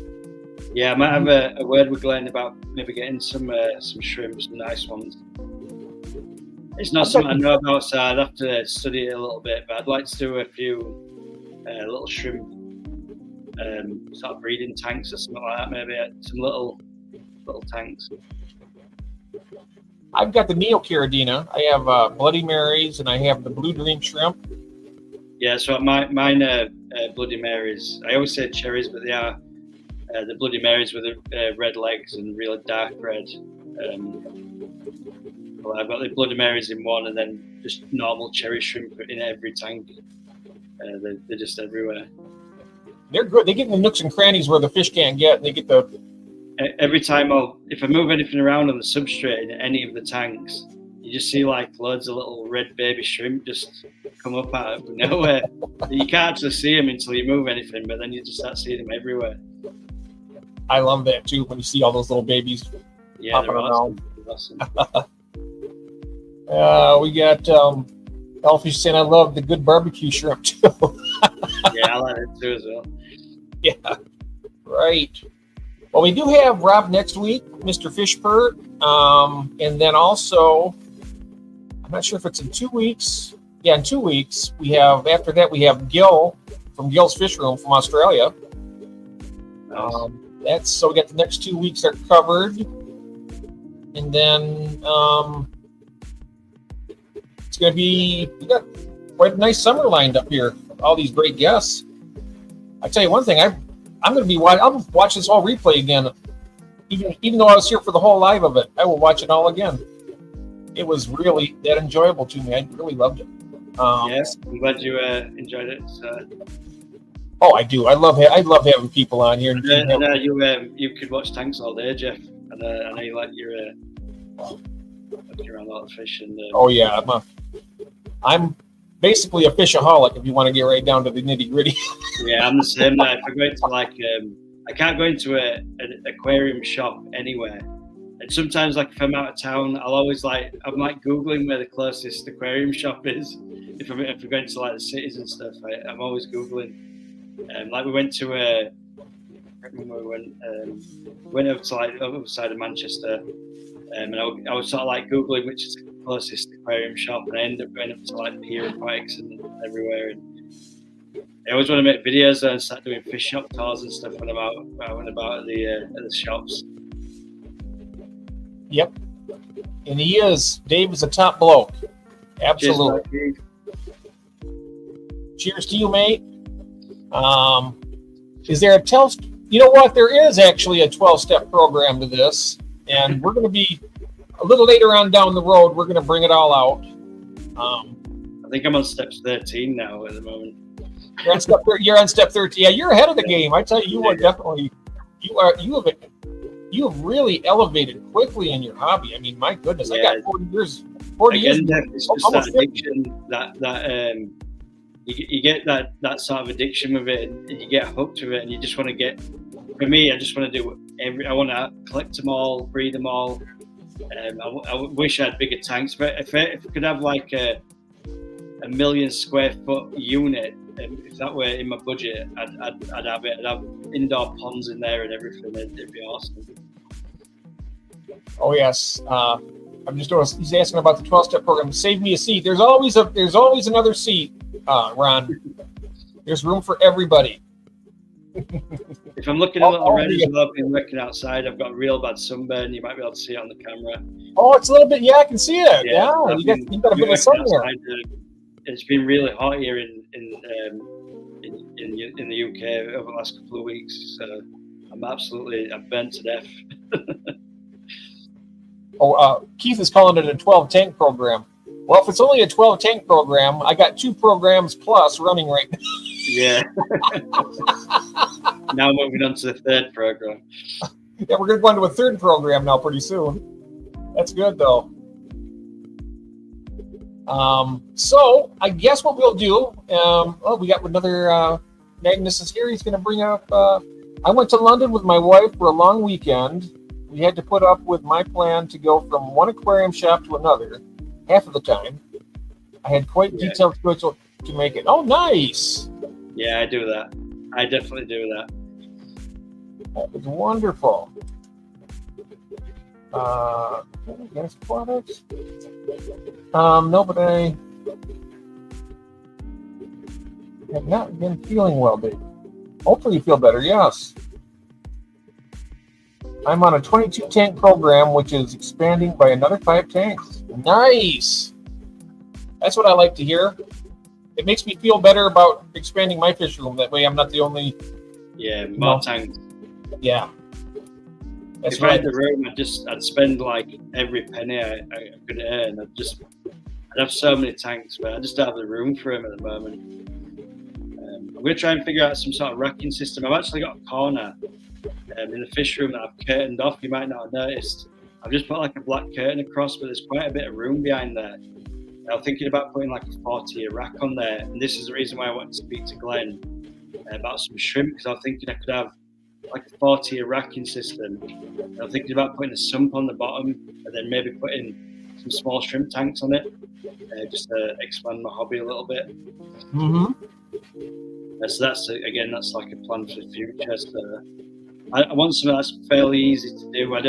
I'm not into like these caradinas where you're using RO water and all that stuff, and I don't want to jump into it that deep just yet. I was thinking about getting the RO unit and just get 1 tank and see how it goes. And get my next buy for my fish room is an RO unit, definitely.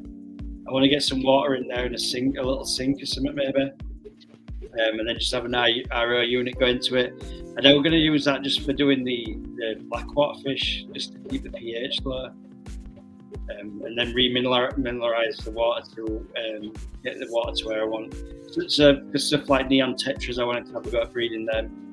I think the RO water or the rainwater would be the best way to breed them. If you get a blackwater set up, I bet you would love the wild type bettas. Yeah, I got I'd like them to here do today. them as well, the wild type Oh, betters. they are really nice. Get a Yeah, nice pair of, they have the Bettis Chonides. They're red, and they have like a white border.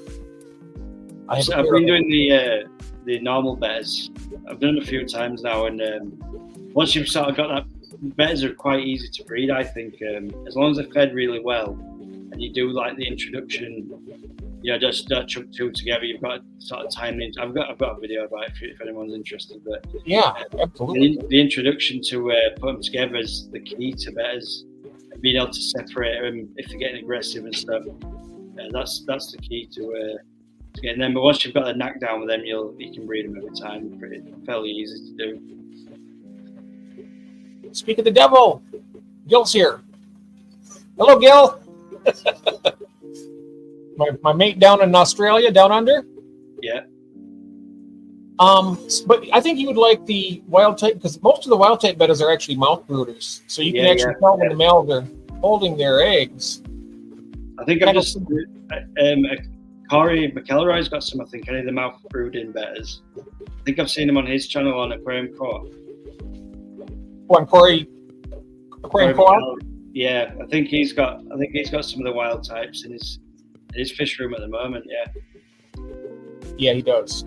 I've got 3 different types right now. I have, and I'll show you on when I do my little portion of my tour. The Betta Phallops. I have Betta Unimaculata, Mahakam River, and then I also have Betta NSA.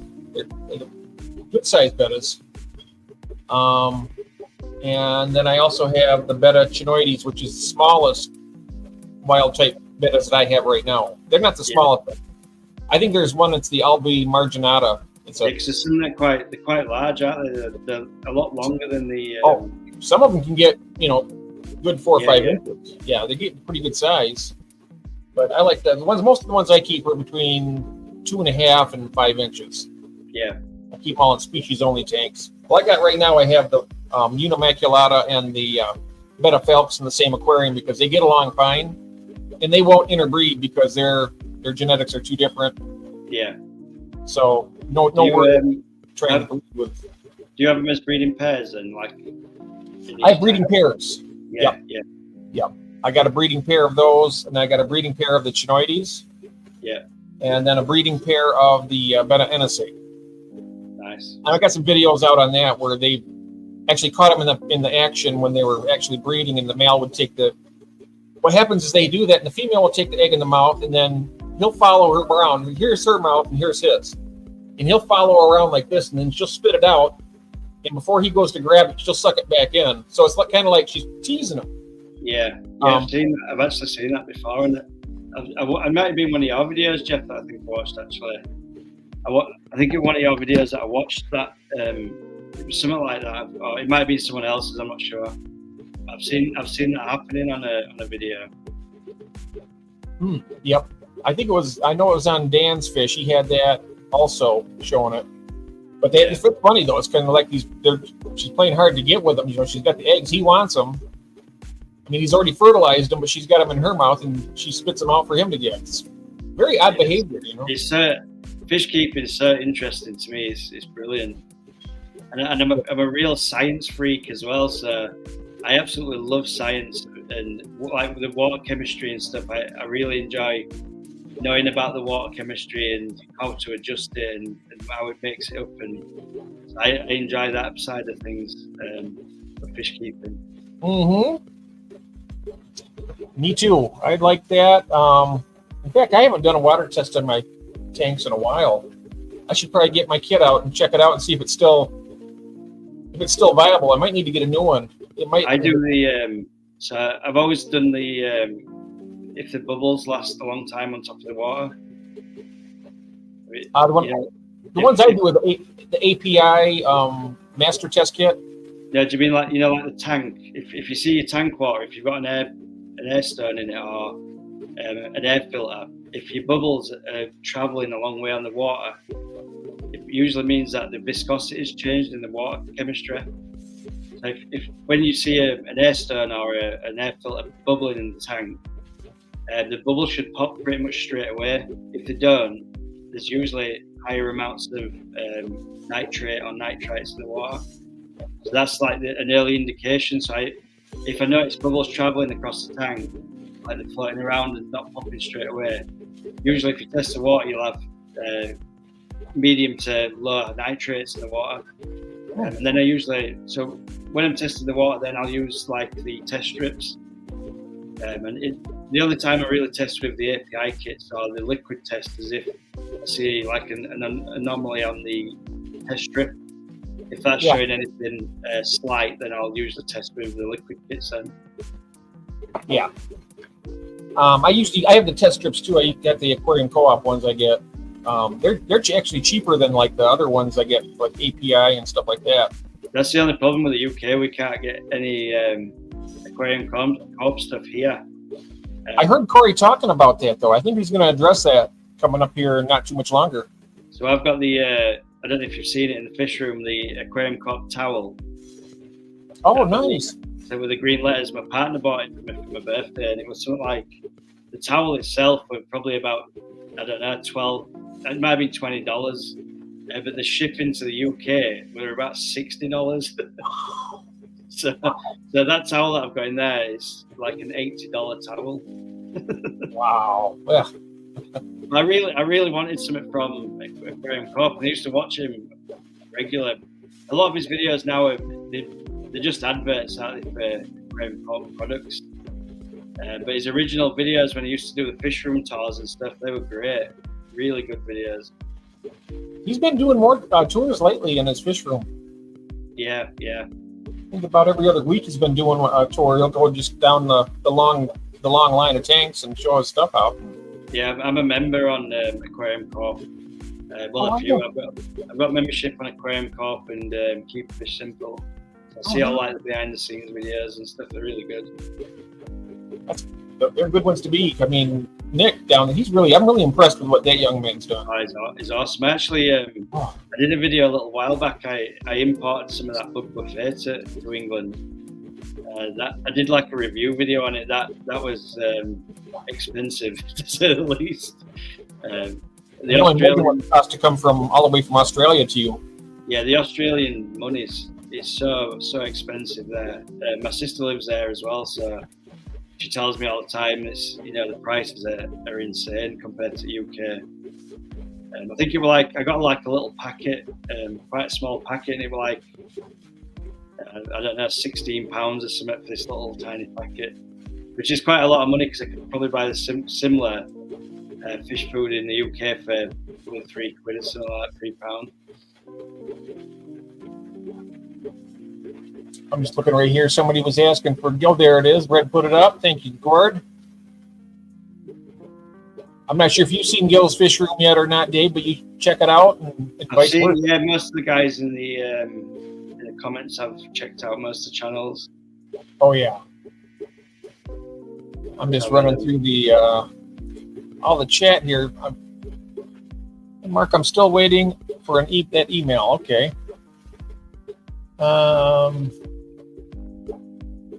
Fishbird, I used swear by NT Labs, JT and pH kit. Okay.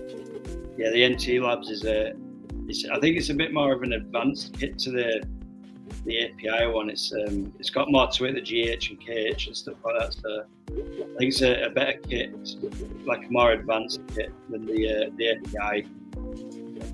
Ah. And Paul is a member of Aquarium Co-op as well. Yeah, very nice. It's a good channel. I think the majority of the videos that I've watched on YouTube for fish keeping, like for entertainment, it's always been Corey McElroy. He's got a massive channel. They've got so many videos. He's broke 1 million now. Yeah, he's got 1 million subscribers. Yeah. Yep, definitely good. And I am caught back up, it looks like. I'm going to pop Arnold back up here. I hope everyone's doing all right back home. And we are going on close to 3 hours now. So what I'm going to do is, I know it's getting quite late for you. And why don't we go ahead and wrap her up here, Dave? You did a fantastic job with your tour. I loved it. I know everybody else in the chat loved it.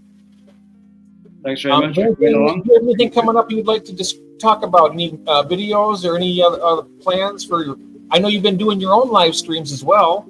Yeah, I've had to go to the live streams. I think I've done 2, but again, it's the getting used to the connection stuff, and I've been sort of trying to upgrade the Wi-Fi because my fish room's out of my house.